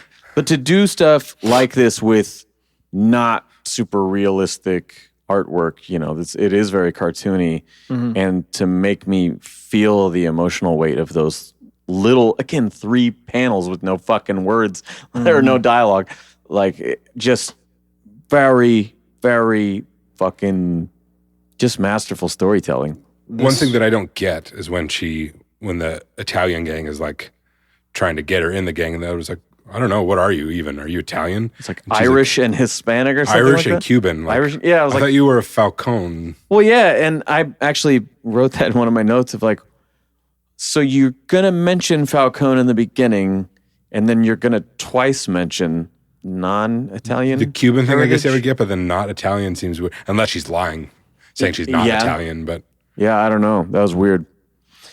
Anyway, what a fucking powerful opening, all this in 2 pages. Now we get 2 weeks to Election Day. Selena gets patched up by a retired Dr. Leslie Tompkins. She mentions Alfred was in remission from cancer and then died in his sleep anyway. She asks Selena to move on from this life while she still has a chance. The weight of her words is emphasized in the next scene at Arkham Asylum. Eddie poses as a tree trimmer, while Winston poses inside as a cook. He gives Clayface an extra pudding cup, which makes him keel over in pain. This Clayface, I could not read any other way than the Harley Quinn. Oh, Clayface. yeah, it has to. Mousse au chocolat. Yeah, What did it instead for a of that wheelie treat? Foul cobbler. The valiant never taste of death but once. Edie, A coward dies 1,000 times is the second half of that. Right. Anyway. Edie, I think, poses as a medic and takes a sample of Clayface's body. Relayed to Winston and then out the window to Eddie, the gang escapes underground while the cops chase their empty tree trimming truck, which was apparently driven a short distance just by Ivy's vines. We even see these like weird vine mannequin people. Winston had a remote control. Yeah, he's Oh, got he a does. remote control, Okay, yeah. great. It doesn't really go very far. So I thought maybe that was one of those. Because we also see in the empty cab, The there's trees are vines. like, I have no idea what I'm doing. Charlie. I've never driven before. Well, when they open the cab, you see the vines in there. And they had also showed there's just like 2 Those are like, fake bodies. Yeah, I think statues it's the of plant people. shit. But anyway, in the tunnels below, they ride some kind of small vehicle on the train tracks. Selena uses Cool sorry. design, cool technology for that thing. Yeah, It could have just looked like a minecart or something, but somebody sat down and like, looks like a little DeLorean. it looks like the kind of thing that when you buy the Rob Report when you're waiting in an airport and you see all these things that like ultra rich people get to buy, and they get to buy those just to like tool around on their property, little Luxury I don't know what you're amphibious. talking about. It's like the Rob Report is just that. It's like advertisement for jet rentals and things like that. Oh. But also you can buy these semi-amphibious 8-wheel things to drive around your property and go in the lake and come out. And Crazy. that's what that looks Concept like. cars. Yeah. and- Selena sees an LED light up ahead in the tunnel. She pulls a gun and shoots the battery on the back of the vehicle as it goes down the tunnel. Sends a fiery mess to all the Bat Cops waiting to ambush them. Croc rips off a metal door in the side of the tunnel. He holds it overhead to shield the others from falling debris from the explosion, but the cops shoot him a whole bunch of times in the back. Collapsed in the rubble, Croc begs Selena to use the gun on him. And he says, sadly this time, he said it a couple different ways. The first time they met in the bar, it was sort of like, man, I used to be the king at Gotham, you know? And then in the training sequence, he's lifting big weights again. He's like, I'm the king of Gotham. And it's triumphant, you know? And then here he's dying and he says, I used to be the king of Gotham. I want to go out like a man. After she does it, Selena's face reminds me of her earlier conversation with Barbara, where the question was it worth it? And they're not saying it again or remembering it or thinking it to herself. But again, this book does a great job of once it introduces an idea, it sticks to it, you know? This whole thing is pretty powerful. It's sad. It's almost made like more powerful because Croc looks like this animal character. And I think it should do the opposite. Yeah, like, right. Like, aha, You're this, like, you know, just I'm silly more cartoon sympathetic to guys animals than dying. people, so But You just watch a Muppet get killed. yeah, That's but sad. it's like even more sympathetic or something. Kermie. Additionally, when I first read this, he's like, use the gun. She's the gun on the ground. And then it shows her holding a rock. And I didn't realize at first that she's removing rocks from the Like, pile. she's gonna And I brain was him. like, what? Like, hey, that's like you won't shoot him, but you will beat him with this boulder. that's a Killer Croc callback. Shoot him! From what is it? The animated series. The real Croc would want to go out like this. It was actually on 2 different episodes. On Almost Got Him, Batman is dressed as Killer Croc. They're all sitting around the table talking about like how they almost got him. Like, oh, I almost killed him with, my pumpkin poison gas. There I was, holed up in this quarry, when Batman came nosing around. And? I threw a rock at him. So, Harvey, what became of the giant penny? It was a big rock. Dent shamelessly displays Croc's body in public at a press conference and declares a citywide curfew. What a dick. He's embracing the wartime incumbent election strategy. You know, I know for presidents anyway, if the country's at war, it's almost a sure thing you're going to get your second term. You can't afford to replace me. I'm leading this battle. Exactly. I'm keeping you safe. The cat-masked protesters continue to grow in numbers, and Barbara asks Dent if he's trying to go to war against your own citizens, because the crime you've said doesn't really exist anymore. Yeah. Afterward, the commissioner refuses orders to arrest people, quote, for wearing a Halloween mask. Because Dent's like, dude, don't we have a fucking ban on masks? Why are you still letting these fuckers out there in the streets? And he's like, dude, I'm not going to put people away for putting on a piece of plastic. And now Harvey is worrying the coin over and over. Yeah, he's losing it. Yeah. His advisor mentions this. You're walking around using the coin again. And he's like, it's just theater. I'm just doing it for the press conference. I'm like, okay, well, we're in your fucking office, dude, you know. Yeah. Why would you want to do it for the press conference anyways? Yeah. The gang mourns Waylon Jones at the bar. Stockpot, is that what it was called? Yeah. Selena says she's going to get them all killed and leaves with Eddie in tow. Outside, she kisses him and says, for once in your life, don't overthink it. At her penthouse in bed, Eddie says that it seems like she's on some kind of suicide mission or something. They discuss possible meanings to Orpheus, and then Eddie has an epiphany. We don't get to see what that is. Going back to what you said before, Evan, about like the way the sex sort of evolves or comes about. Especially after a moment of grief, too. Yeah. I like that The whole better. thing, it feels than a extremely seduction natural. And just like type that of thing. him like maybe being a little like unsure, resistant, and her just being like, nah, come on. Yeah. Just like, Who cares? yeah, we might not We're be here all much adults longer. here. Yeah. Yeah. Yeah, exactly. And I think that that's the thing to me is that it just seems adult. I mean, I'm never going to be one of these people in a position like this, you know, like probably not going to be 50 and single and You're not going to be an ex-con in your 50s looking for no, love? that's With another believable. ex-con. All right. Just saying, It's like, I'll go to prison, but she'll wait for me. Oh my gosh. Trust me. You might go to a funeral with your wife and then, you know, have like this exact scenario. Oh, happen but afterwards. no, I've done it. No, because more or less this is like they're hooking up. They're not in a relationship. Yeah, but hooking up as a younger person seems totally different than like what this seems like to me. They're actually getting some kind of emotional thing out of this connection, even if it's just for a moment. Yeah, and like nobody's tricking each other. They both could use this comfort. We're going to go have a conversation. I just think like sex as an adult is a lot different, and I like how this plays out Sure. in a mature way. Yeah. 1 week till election day, Eddie speaks of a Mesopotamian burial mask. Now's where we're getting real comic booky. As Selena descends from the ceiling to steal it. Okay, another moment, not the moment, but another moment that I laughed that was really funny is Riddler and Ivy sharing their little what if Robin showed up and then you get the bat outline over the text of the Holy History buffs Batman? Yeah. And then Ivy going into her, you'll soon find my blooms are as deadly as they are beautiful. And then Catwoman interrupts to like, okay. Like, shut the fuck up. Like, I'm the one hanging from the ceiling here, guys. It's funny because it's like as if they know that it was that dumb was when they were weird doing and it. theatrical. Yeah, like she's making fun of herself. Yeah. Even she gets like the nice dramatic pose. Yeah, pink with the flowers arms and outstretched. stretch. Past me was so ridiculous. With help from Ivy's vines, they managed to actually have a successful heist for once, and they leave a cat mask in its place.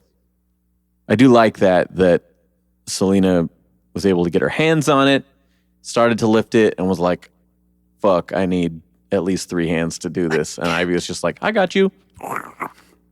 I love her powers. Yeah, she's the most. Just always. That's another great thing from the Tom King run of maybe the most like interesting and powerful usage of Ivy's powers. Ooh. More than anything I've ever seen. I'm listening. It's very good. She's a god compared to these other goofballs. Yeah, seriously. Like, she's so OP that then it just doesn't get treated like I'm that. a big, strong man with drug muscles. Blow up Gotham Stadium. Blow it all up. The mask is delivered to a very unimpressed Jason Blood. He says he already has 6. Well then, Eddie says, as he smashes it with a hammer. Turns out that it's actually Dr. Fate's helmet, which I only know because we reviewed Black Adam last year. This, as you say, comic booky, I love this because there is so much baggage, good and bad, in comic books, especially in like shared universes like this, that the worst version of this kind of thing is like where you're expected to know what any of this shit is. Yeah. The best version is this, where it's just like, here's this Green Lantern ring from the other Green Lantern, the guy who like had a cape, and here's Dr. Fate's mask. And you can appreciate that, or you can just, it'll serve a utility in the story. Yeah, it's significant for some reason, doesn't really matter. Yeah. The fact that Jason Blood is even in this is like the same thing. Well, and I think part of the reason to me that, as I mentioned, reading this over the course of a year was like, what? Is because Why him? the first 2 issues, very grounded, and now we're bringing him into the fold and, Fate and like all this. I'm like, okay, where is this going exactly? Because it's starting to get a little wacky. The Joker, the Batman who laughs is going to show up. Yeah. And then Jason and Selina discuss this helmet as his payment for joining their crew. Who they really need, though, is Etrigan. Dent goes to the protest and concedes. Says, you win, you've made your point, let's all go home. I love that he says, we need to stop fighting each other on top of a humongous tank with a gun pointed at the crowd. But the crowd does begin to disperse, and Selina, at the same time, is leaving Jason Blood's place.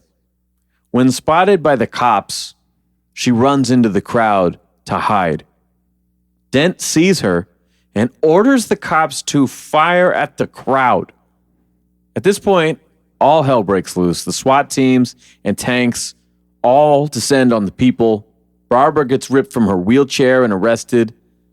And as we see on the news, the Stockpot, the Henchman Bar, and the Monarch Theater, all the buildings around this area, are badly burned in the attack.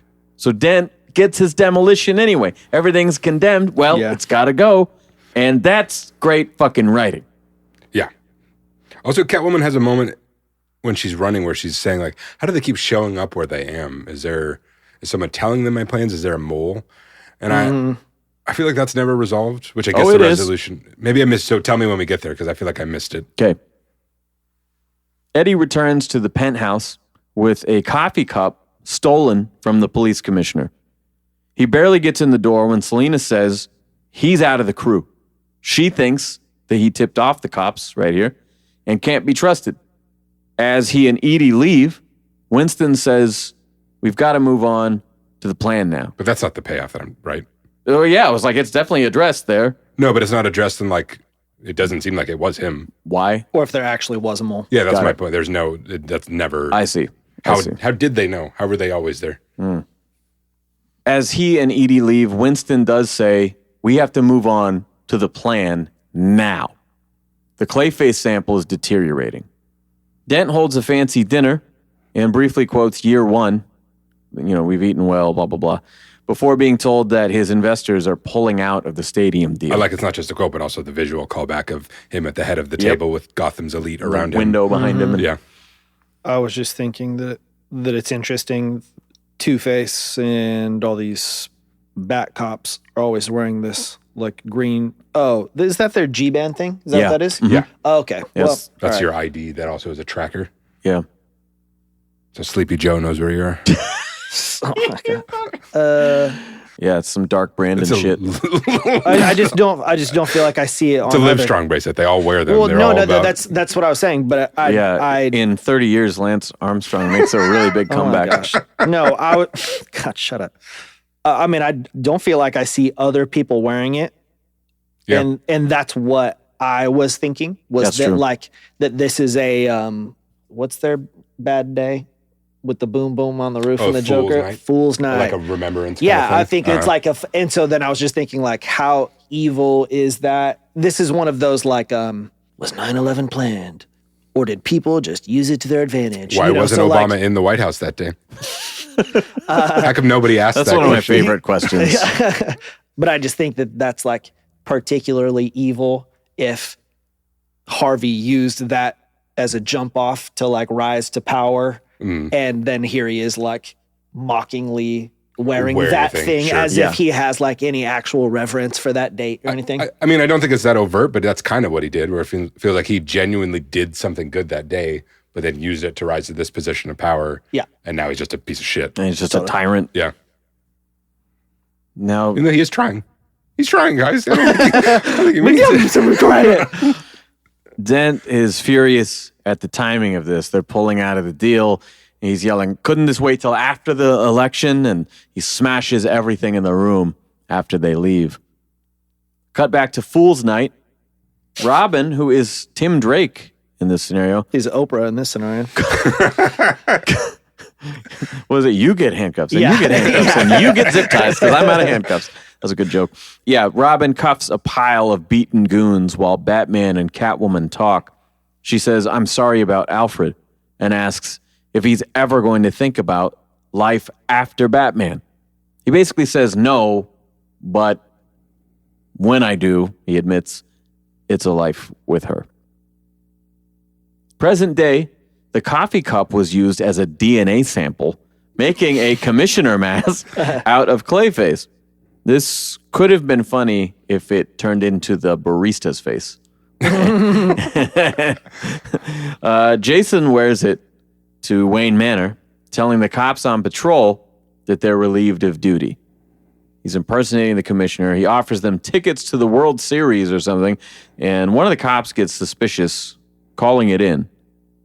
Ivy feels the ground to get a sense of the layout, and she finds a spot with no roots or life of any kind. They find an entrance via a holographic false wall, like Batman 89. As they enter the cave, Selina tells Jason that it's time for Etrigan to join them. He says goodbye, calls for Etrigan, as the skin melts off his face and he's reduced to a pile of bones. Beautifully rendered. Oh, God, it's amazing. And when he does appear, Etrigan grabs Ivy and Catwoman by the throat. End of book 3. I love the whole Miss Kyle, Dr. Isley. It has been an honor and a pleasure to know you. And they're like, Wait, what? but I just summoned the demon. What are you talking about? just like, if I knew, I wouldn't have. They're like, the smell. What I think is interesting here is that they mention that Jason did a really bad job pretending he was the commissioner. And it was like, well, that was supposed to be Eddie, right? And then he turns into Etrigan filling Croc's place. So he was really filling out 2 missing members on the team. The 2 versions of him filling out 2 members. Yeah, which is really cool. So that's how book 3 ends. And you can see why if you were reading this 6 or 9 months after the first issue, you're like, what? Where is this going? You know, it's got weird. It's that thing we complained about in everything. No, in one we of complain the, a lot. I don't complain. I just tell it like it is. I just call it like I see it. When you got this kind of brain, you see things differently. You're a than real people do. Donald Trump type. Yeah, I'm a straight shooter. I could shoot someone. No one would even care. They'd love me. I'm a big deal. I'm the best deal. No, it's stuff we complained about in like Long Halloween or one of those where it's like, as it went on, some of the endings were like, what? Yeah. Why is this part of the story? Or why did you end on this cliffhanger for this book? I made sure when I met Jeff Loeb, I was like, by the way, my friend Ben wondered, what the fuck is this about? You know, and he was like, nobody cares about that piece of shit. I pointed to the page. Don't ask me.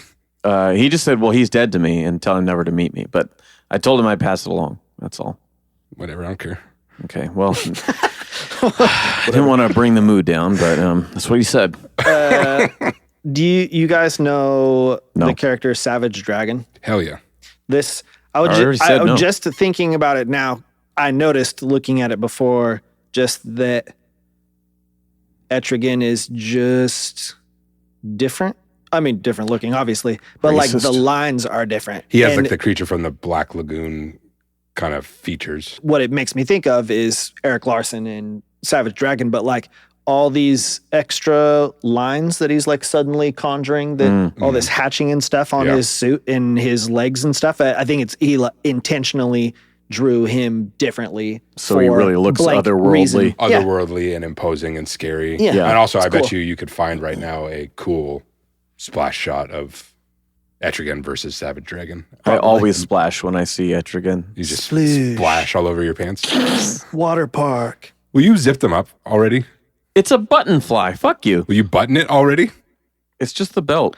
Oh, Everything else is fastened. Ben, this is, to me, eyeball masterclass in line weight variation, but the next cover and these stalactites and stalagmites and other mineral deposits. In the she's cave. in the cave. Yeah. Geological But the phenomena. way that these rocks look is so appealing to me. The rocks in the foreground versus the rocks in the background. Yeah, just particularly the stuff in the front, the thickness of some lines and the thinness of other ones, and that's all a flat color too. There's no two grays in that space. It's just one gray. It looks freaking awesome.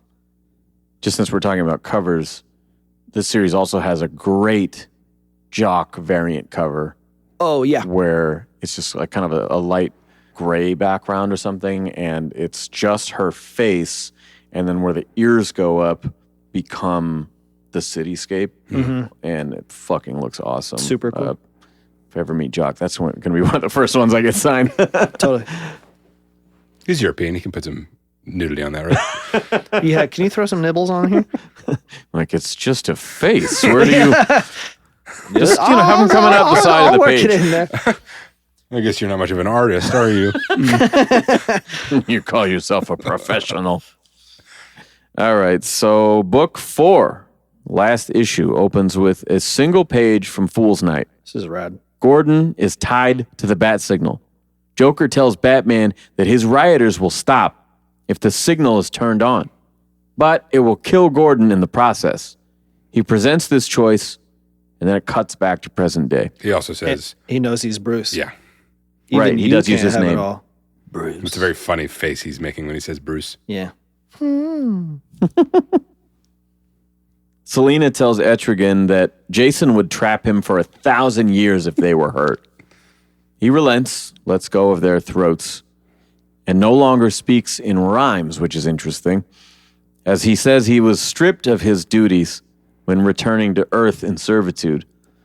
It's like, wait, aren't you supposed to talk like that? And he's like... No, he's a prince of hell, but because he's done too many good deeds on Earth, he was demoted from being a prince, and only princes are allowed to talk in rhyme. Yeah, it's like every time I come and do shit like this, you get me in hot water, and I can't fucking, He's like medieval Drax to me, where like everything could be weird and ironic, and he's too straightforward. And But the funniest joke in here comes from him not being ironic, from him having enough awareness of the situation to make a very funny joke. It's once they discover there's an enchantment on the door, and she's like, "Why don't you try Open Sesame?" Yeah. And he turns back and he goes, "Open Sesame," and it's the SpongeBob meme format of each letter is uppercase, lowercase, and he's pointing at the door like, "The door's not opening, is it?" Yeah. And then her answer to that is like, or Ivy says, "Wow, maybe they're shining you in hell because you're a dick." Yeah. That he just went from eating people and killing them to, or he's about to do that. To like mocking her in a dumb voice. Yeah. I actually read a bit more of him because I think the first time Jason Blood came up might have been Curse of the White Knight or something. I was like, I don't even know who the fuck this guy is. And you're like, oh yeah, he's one of the mystical ones, whatever. I'm like, I don't know, this is fucking weird.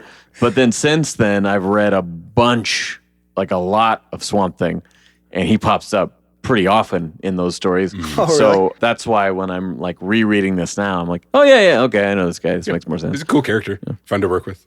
what's this part here with the Chippendales? What are they trying to tell me with this whole Chippendales? Did I miss? Did they What go are to a you strip looking club? at on your iPad over there? What? It's just in his browser history. Yeah. I just, whoops. What is this? Chippendales? Internet Explorer. Credit card number. No, no, it's because when she says His free trial is over. just open sesame, and he's like, it doesn't work. And she's like, what about Abra? And then Abra makes her think of like magicians. She thinks of Zatanna. She's like, oh, say it backwards. So say open sesame backwards, because that's the enchantment. Oh, is that what you're talking about? Yeah. Zatanna? yeah, like what's this thing with Zatanna? Where Right. Her So enchantment being undone. she enchanted the Batcave? Yeah, because Okay. her and Batman are friends. yeah. So let's back up real quick. So And they use the there's- dumbest possible code word to open. So they're trying to get into the cave. They pass the hologram thing. There's a wall about 100 feet ahead. Winston's doing the guy in the chair thing. And he's talking to him and says, there's a wall 100 feet ahead. And Etrigan lunges forward towards the wall. And then all of a sudden it's 300 feet ahead. And he says, oh, there's an enchantment here. And so that's when they do the like, well, try open sesame. He's like, duh. And then she says, abracadabra. That's when it cuts to Zatanna somewhere else who is like performing a Vegas show. This is after, because she says, the Abra makes her think magician. Then she says, oh, just say open sesame backwards. Yeah. So he says it, that works. Then they cut to Las Vegas with Zatanna on stage. And she notices something. It's like a disturbance in the force. Yes, you know? exactly. Her That ears kind of a thing. are burning. Which, when I saw that, I was like, oh, fuck yeah. I kept waiting for her to show up. I'm like, oh, yeah, please. This is going to be awesome. Etrigan's little I cheesy really grin. like her character. Hey, poof. It worked. Once inside, That's really wonderful. Yeah, seriously. Etrigan here anticipates a trap just as the ceiling falls. He can't hold it, and Ivy has to intervene. Don't bother. You're not the first guy who couldn't finish the job. Hey, that hurts. Yeah. Then Etrigan clears a waterfall. He just has ice power, so he just freezes. Oh, is that all it was? Yeah. I thought, okay. I just want to go back to the idea that Etrigan has sex. Yeah. It's weird. He was a prince. Did he come back from that? Like, oh no, I Yeah. pound Yeah, the he was pussy. like, Yeah. thou darest. Thou darest. Like he's really upset that she implied that he couldn't finish. Anyway, he clears out the waterfall. They get to the entrance of the cave. It's a giant metal door with the bat logo on it. Subtle. Yeah, at this point, he's not Gotta being have the inconspicuous logo. anymore. On Fool's Night, Batman cuts the cables to the exploding bat signal thing here, but they're just prop cables. Is that really the takeaway though? Because I feel like it looks like Gordon has been electrocuted. And so come on, those cables look so fake to me was like, they looked fake, so you shouldn't have cut them, but you cut them and now you killed him. Yeah, maybe Gordon is. Oh, yeah, you're right. It did. Okay, so it zapped him. Killed him. Yeah. Fuck. All And right. if- Yeah. and if that didn't, then the subsequent explosions. Sometimes I read these more than I will stop and look at the panels. And so I didn't even look at this panel of him hanging there all fried. Well, it's confusing because you don't get the moment before where somebody did something to the cables, so you're not Yeah. quite sure. But that also makes more sense than why Selena like picks up a gun and tries to shoot Joker in the face. She's just done. Yeah. Wow. This whole thing as a suicide mission is pretty intense. Yeah. Yeah. That's some of my favorite Joker stuff. And he says, it's all one big joke, and I'm so tired of laughing. And the countdown approaches 0, and the bomb goes off. After the blast, Batman takes Catwoman's hand. You know, he's laying there all burnt up, like we talked about. And he presses her finger on the Batarang that we saw he gave her. We're not there yet. But you can backtrack. When a story does this much cutting back and forth, I do sometimes lump them together here for the I don't sake. expect your feeble mind to be able to. So She discovers a little impression on the wall in the hang shape. on. It's just fucking Jesus Christ. They got to go forward to go backwards. Amen, brother. The Oh my Bible. God. The Oh Bible my talks a God. lot about that. And if you want, we can get together and rap a little bit about it. Sure. 'Cause you know Okay. who was the coolest Oh, original Jesus Jesus? Christ. Jesus Christ. Yes, The exactly. original You've read yeah, it. Okay. Man. So you are familiar. Okay, so after the blast, he takes Catwoman's hand, presses her finger to that Batarang we saw earlier, and he says something about giving access to this DNA match. At the cave, Selena scales the wall behind the waterfall, and above the giant metal door, she finds a bat-shaped indentation and presses that Batarang inside like a puzzle piece. Access granted. You see why I told it in that order? No. No. Guys suck. Why are we doing this at all? I see that you Why are we did. I doing see this that at you all? did that, Oh, God. Take your own but I fucking don't know story why notes. you do to that. Inside, we see a perfect homage to the Jim Lee Hush Batcave. There's even a glass case with the 66 Catwoman costume, which we saw, although I can't for the life of me understand why he didn't return the stolen necklace. That's the only thing I That's I hilarious. I question didn't there. think about that. That's a little love memento. Tell me to live. Fucking live whenever I want. Yeah. I mean, it's been stolen. It's like so. I stole this. They're insured, right? I mean, she was just so hot. I gotta have this. They find the Orpheus Pit, Batman's own combination of the Lazarus Pit and Bane's venom.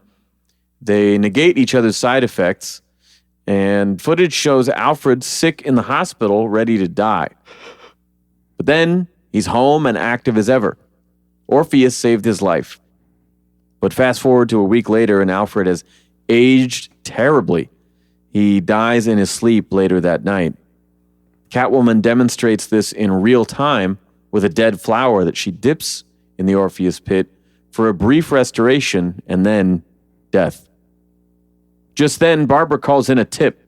The cops are about to ambush Wayne Manor. Dent bursts in with a tank and a fleet of police. Etrigan rips them apart and eats them before Dent produces an unexpected guest. Who the fuck is Clarion? I don't know. Somebody from Swamp Thing also. You just haven't got there yet. Yeah, maybe. I forgot about that one. We went past it, but I just think that moment is so significant when she realizes that the whole thing, this thing that's been gone, or that she's kind of held the burden of for 10 years that she thinks is going to like change things and make things better, whatever. Orpheus? Yeah, it was literally just like... Failed attempt. to bring me back to life so I can beat people up for another week, maybe. That's all. That's all this whole thing was. Yeah. You saw that as like this is going to be the thing to really make a big difference. Another week. Like, dude, you already know this doesn't work. Yeah, exactly. He's the one with firsthand knowledge that it doesn't work for long term. Please dump my corpse into this pile of goo God, this so I could die Really? again. I just need to break a couple more faces. this really makes me want to show you guys another episode of Harley. We got to do it soon. Real quick, the style choice. I love when it's not the past because we see those scenes, but when it like refers to the rooftop accident or the poster of Catwoman, all of a sudden it gets like newsprint coloration. Oh, yeah. Like it's made to look old. And that's like that Bruno Redondo stuff That's where so it'll cool. like stylistically become that as well Yeah. during the flashbacks. So Clarion banishes Etrigan back to hell. When I like the introduction of Clarion, because this feels again like Dark Knight Returns, which is another great story that uses like the years of lore in interesting kind of novel ways without dwelling on them. So the idea that like now they have a demon and she's worried about how they're even going to get rid of him now that she sees what he does. Yeah. And they're like, I just don't like that there's an immediate solution. It's also done as a big reveal. Well, you'll never believe who I brought then. And it's like, huh? it I is just rushed. happened to I give bring you that. this one person. It's rushed, but Yeah. I like it because to me that's like, of course, that's the counter move is just some other supernatural bullshit Right. guy. Like, Right. That gets rid of him immediately. But that's what I would have much preferred Zatanna to show up and diffuse it that way because they've It'd already be awkward for her to come from Las Vegas immediately. I guess think she could it's- teleport or something, but I think it's more awkward to show her for 3 panels and then never come back. it's just a fun Like, nod. I think she would have been a way cooler reveal knowing that they're up to something and you need a way to get rid of him. So I This don't know. reference will be lost on you, but this, Evan, is like, Back to Jesus or anime. Not sure which one. there's a lot of crossover, if I may be honest. But Yeah, this scene right here reminds me of the Apostle Paul. when he took his pilgrimage, and, no, it reminds me of Naruto when it's like Orochimaru versus somebody else who's also like elite, Yeah. where they're constantly like pulling out bullshit, and then somebody else pulls out another bullshit that cancels it out. Yeah. You're at Quincy's. Any Quincy's. You're at Quincy's. No, any Quincy's, no startsies. You can't do that. Can do. Cannot. Stamped it. Can do. Double stamped it. No erases. Cannot. Triple stamped it. No erases. Tell Blue, make it true. You can't triple stamp a double stamp. You can't triple stamp a double stamp, Lord. You can't triple. More and more of that. Yeah, over and I over. walk out aloofly with my hands in my pockets before casting a spell. Oh, he's had the sword of Shankri this whole time, but Yeah. I shattered it with the ice ring of blah, blah. Well, that's okay. Now he's shed his skin, and now he's wearing the halo of. Yeah. Oh my God! Why didn't you break that out at the beginning? Why didn't you break that out at the beginning? So on that note, Etrigan is gone, and I don't know what happened to the pile of bones, but Jason Blood is back. And this scene uses the location very well for a fight.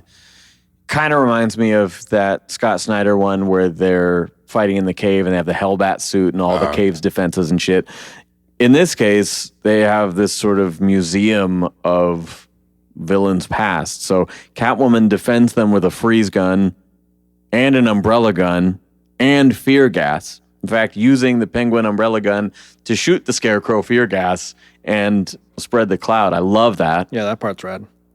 Ultimately, Ivy pushes Catwoman out of the way and tears down the ceiling. It not only stops the tank in its tracks, but she too is lost in the rubble. Catwoman doesn't want them to take the cave, so she throws a whole belt of grenades into the pit, and it goes up in flames. I want another special mention to the shot of the final shot of Ivy pulling down the cave. Yeah, as it's she's like intense. completely on fire. It's just Yeah, it's not like it doesn't look particularly gross, but it's implying something gross, and that's enough for me. but also like powerful that she's Totally. withstanding this thing to. It shows a huge feat of strength, and I was kind of at first wondering, like, well, why didn't you just pull it down above him and not above yourself? But it seems like she had to get that, you know, Direct leverage from below. exactly leverage. That's the word I was looking for. I just noticed it that the Bat Cops have like a cool suit upgrade in this part. They're less like cops and more like G.I. Joes. well, you know this. Well, like what is it, Rogue One or something, and they bust out those like black. The Purge Troopers. Yeah. They're a little more like stormtroopery or Yeah. like Nazi stormtroopery. Yeah, As the cave crumbles around Selena, Edie and Eddie bust in from the house entrance. He mentions noticing the grandfather clock and sets it to 10:48 or something, the time of Bruce's parents' murder. And they pull her out. Outside, Dent shoots a cop with his own gun and draws on Selena. After he refuses to continue doing any of this. Yeah. He's like, Yeah. Fine, I'll do it. She says that he can keep the AI technology, but only if she's alive to use this Batarang for access, right? This is the only way you're getting into this cave and its technology is with me alive. He flips a coin and she throws that Batarang into his eye. Edie kicks her dad out of the way, does a flip and takes the gun from Dent. Selena pounds his face in, once for Croc and once for Ivy. Because of his own G-band and body cam, Dent's crimes are on the record, and he's returned to Arkham Asylum while Barbara wins the election. I think Eddie gets shot. Yeah, he takes a bullet for Selena. Yeah. He jumps in the way. He goes, Oh, that hurt. ow. Well, I was thinking Edie pushes him out of the way so he didn't get hurt. No, she jumps forward. Yeah. I just really like in that scene, the full Two-Face dilemma is coming out again where she's like, I'll give you what you want. You just have to, You have to choose. yeah, don't do this. And he's like, come on. No, I can't. No, fuck the deal. Yeah. The resolution on this is really tight. Like Barbara's not even in the scene, but then it's almost one of those where the big climax ends so quickly that you could be disappointed if it was done wrong. But it's like, oh, it's so perfect that Yeah. like he gives in to his own bullshit. Without and- while breaking it at the same time because the coin flip was not revenge. Yeah. And he couldn't let go and he had to have revenge. Exactly. So he's breaking his own rules and turning back into full Two-Face. Yeah. The heroes win. The villain goes full villain. But because of his own design, his own initiative, he incriminates himself. And then our other hero, who's just a side character, immediately wins by default, basically. You know, they have like a temporary guy for a moment, but like she wins. Two things happen here. There's a quick shot among the ruins of Wayne Manor. There's a massive tree in full bloom. Edie now wears the Ant-Man helmet, which has been transformed in the design of the protesters' cat masks. I like this costume. Yeah. Selena trains her with Winston as the Oracle here, and Eddie appears to be with Selena for real. Where's the scene of him wearing her clothes? At the end, Mayor-elect Gordon meets with Selena to ask about running her crew like a new Bat family, saying, "You love this city as much as he did," referring to Batman. Selena does decline, but it's pretty ambiguous since she's training Edie at the same time. And for all of her complaints about the ever-changing city and the way that it looks, Selena finally admits that it's a nice view at night.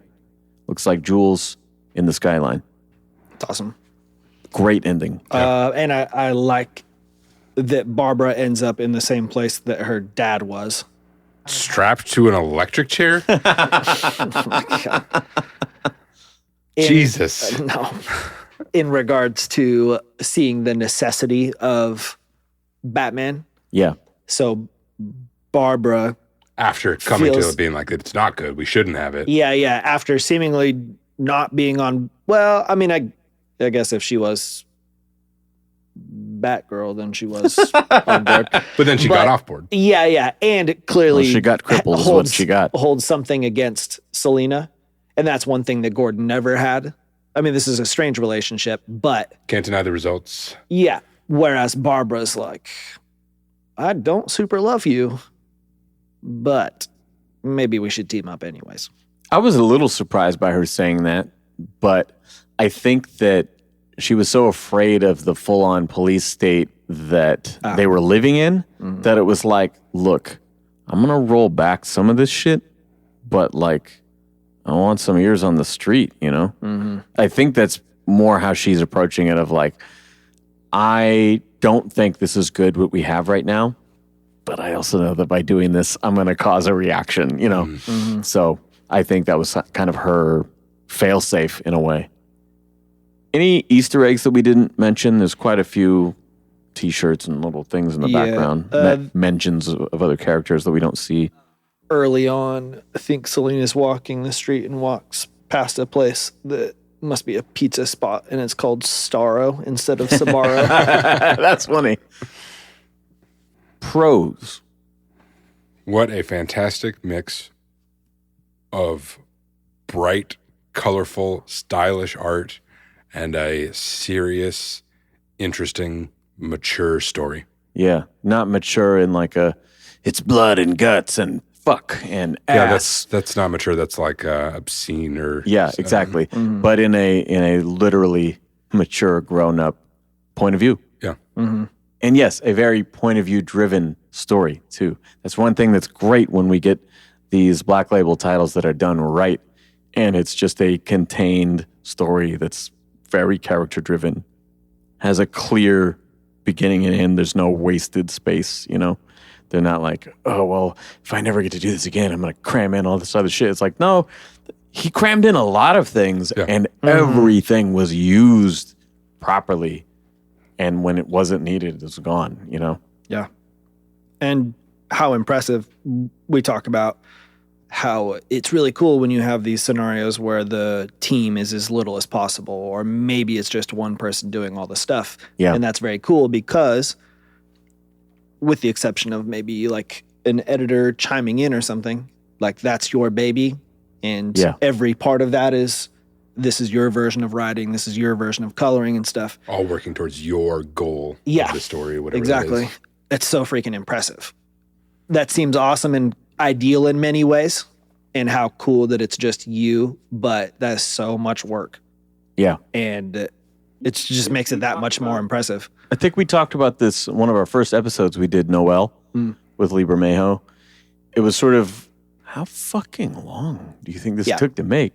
You know, as much as I was bummed with the delays, I know that Cliff got COVID and legitimate issues, but the fact that the quality never waned It's like, Wayne. dude, yeah. Civilization on the wane, manners out the window. It'll get there when it gets there because it's got to stay at this level. Like we started out with a really high bar. Yeah. And I think he was able to keep it the whole time. I don't like reading things month to month or week to week or anything like that. But I do think part of that is the structure of the comics business, because that's what gets something like this traction. Is like an issue released and people go, wow, this rules. Okay, keep going. You get to finish it. Gimme. Versus like spending all that money and all that, and then to release it now, people go like, oh, this is bad. Yeah. I don't like this. Yeah. I would just like to say again, great storytelling, but not just in a singular way. The way that it both marries the composition of the page and the writing. That's something that's, when it's done well, is really impressive to me. Again, just like that loneliness shot in the prison cafeteria, or like those little things that are so effective and so minimalist at the same time. Like it's just a real auteur's kind of style, Also, it is an original concept. Like I said, I thought like, oh, this is going to be like a Dark Knight Returns thing, and it maybe in a way, but it really is its own thing, and great use of and reinvention of a lot of the side characters. I mean, this book has a pretty deep bench for being a pretty personal story. Some of it they get to do through flashbacks, some of it they get to do through building the team or whatever, but I think that it gets to use a lot of people without making it feel like they're using a lot of people necessarily. It reminds me of A Kingdom Come. That's a little more overt, but it's the same thing of like just tons of references and things like that. Where if you don't get them, that's okay. And if you do, it's like, that's fun that that weird little thing was worked in. Cons. I don't know that I have any. I don't have any cons. Mine are super tiny. Why did this turn into NPR? Mine are super We're getting tired. It's late. We don't usually do it this late. Selena not being Italian, despite the Falcone reference, I don't understand the unless reason. that's a misdirect, unless she was hiding her heritage to not join that stupid gang. Yeah, maybe. Or the mole follow-up, I guess. The mole, that's a little glaring, obnoxious. huge. Don't say Mo. Stop. I said Mo. Stop. Mo. Oh, shut up. Again, would have loved Zatanna instead of Clarion. I didn't get that one. You just like Zatanna. I do, but I would have... Boobies. Okay. I thought of... Amen, brother. So you have read the Bible. Yeah. and fishnets. But I thought of the Zatanna as a counter to Etrigan thing while we were talking about it. But previously, I just wrote Clarion in my cons because it was like, they made it seem like a mic drop was going to happen, and then it's like, huh? I don't know this person. It would have been better, because I agree with you when they're like, Clarion, and you're like, who? It would have been better if they... And then Clarion disappears right after they use the power, too. Well, if they introduced him, but didn't have it be like, didn't have the shot on him with the Clarion next to him, if they were just like, that's okay, I got this blue guy. And if it was much more nonchalant with how it... And then the real comic nerds would be like, oh, fuck yeah. Yeah. That was cool. And then you wouldn't have been like, who? Yeah. I just been like, oh, how'd they do that? That was cool. And then people are going to hate this, but like, Fat Poison Ivy is so weird to me. It's so weird. I liked it. I love her. It's so weird. I felt it in my nethers. Yeah, I like it. There's also this scene where she's not all green. She's when they're going to go back out in public, and so she's like fading the green away. Yeah. After she was just I like but that. she When I do has that, yeah. vine tattoos on her arms instead. I just think that those are rad style choices. Yeah. Plus, I like girls like that. So, and that's just a fun interpretation of the character. Who's who's so defined by being sexy and looking sexy, of it being like. But I think you could do that, like Belle's version subverts that in a great way. But like Belle's version also doesn't, because she's still bitter and cynical. Where this is someone who's moved past that and goes like, well, you know what? But I mean, in terms of removing the seductress quality of her character, like I feel like she still has that.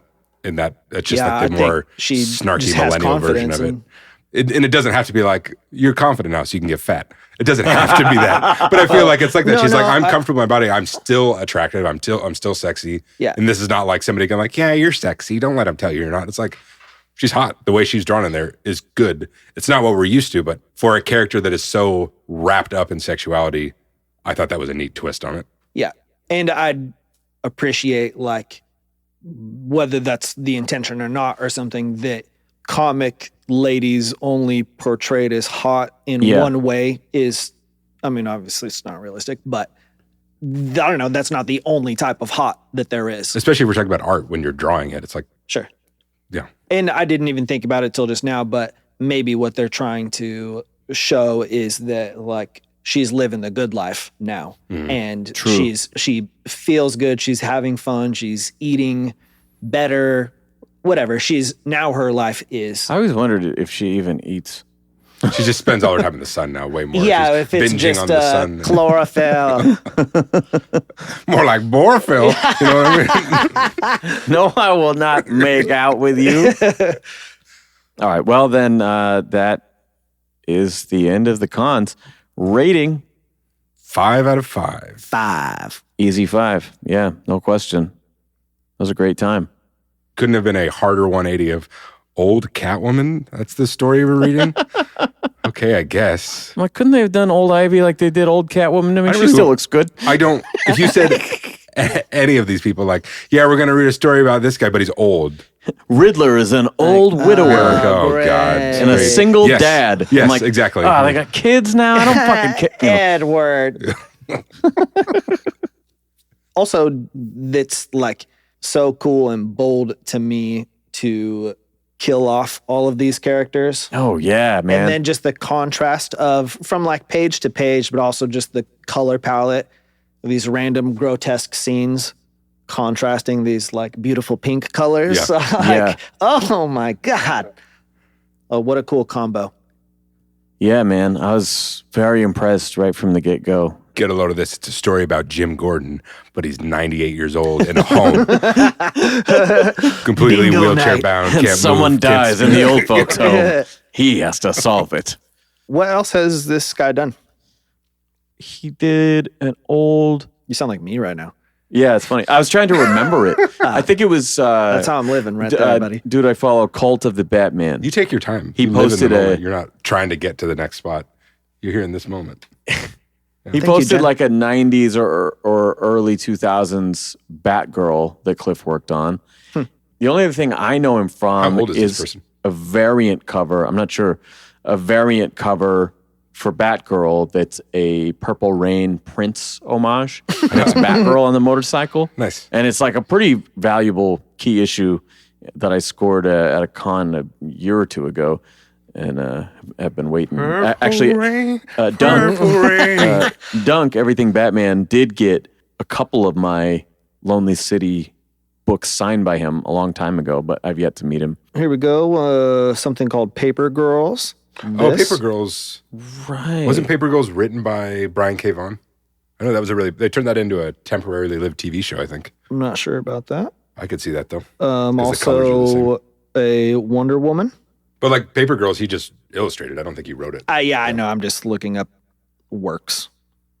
Man, Works speaking of artists writing their own stuff, I picked up at Rose City a couple of books. I posted them on Instagram. The DC Solo. It was a Darwin Cook and a Tim Sale issue. Those looked really cool. I like those covers. Yeah, they're really neat if you want to borrow them. They're just a bunch of 1 or 2 page or sometimes half page stories. Do you have these in digital form? No, that are all unrelated. And some of them are really cool. Like you'd get, like Darwin wrote one of Tim Sales and Jeff Loeb wrote one of them. And the stuff that they wrote for themselves, though, was really cool. Like Darwin's has this, I don't know if you've read any of his Catwoman stuff, but he has like the Slam Bradley character, the kind of gumshoe guy. And Bradley. he's kind of like a Flat Stanley kind of. He's less Sin City and more like old school. Look at Slam noir Bradley guy. in these different murder scenes. Send him to the next one, kids. He's in it a little bit, and he's kind of like talking to the people at the bar or whatever. And so his story will sort of appear and then go away, and then they'll be like, "Oh, there's another one," and then it'll go away, and then "Oh, there's another one," and then it ties up with Catwoman. By the end of it, I'm like, oh, that was really cool the way that he played that out over the whole issue. And then Tim Sale's the one that moved me the most was like this super, super short, very few words. All of it was just narration. There was no dialogue. I like that. And it was fucking heavy. Like you could read it in 60 seconds, but it was like, well, that's going to sit with me all day. That was good. R.I.P. Tim Sale. R.I.P. Darwin Cook. I love that kind of stuff that shows how much you can do with so little when used correctly. I thought you were about to show me something. I'll show you something. You're like, oh, a porn popped up. That's not what I meant. There's no Etrigan Savage Dragon art that I found. But I did. These two pictures are right next to each other. Yeah. They're like inverted each other's heads. Yeah. Yeah. It's like fins in the middle or fins to the side. 15-year-old me with the mohawk, and then there's 37-year-old me with this. With the this. Yeah. Well, there's no name for it. It's not a full Beetlejuice. It's like a 2/3 Beetlejuice. So, all right, I'm gonna go. Love you all.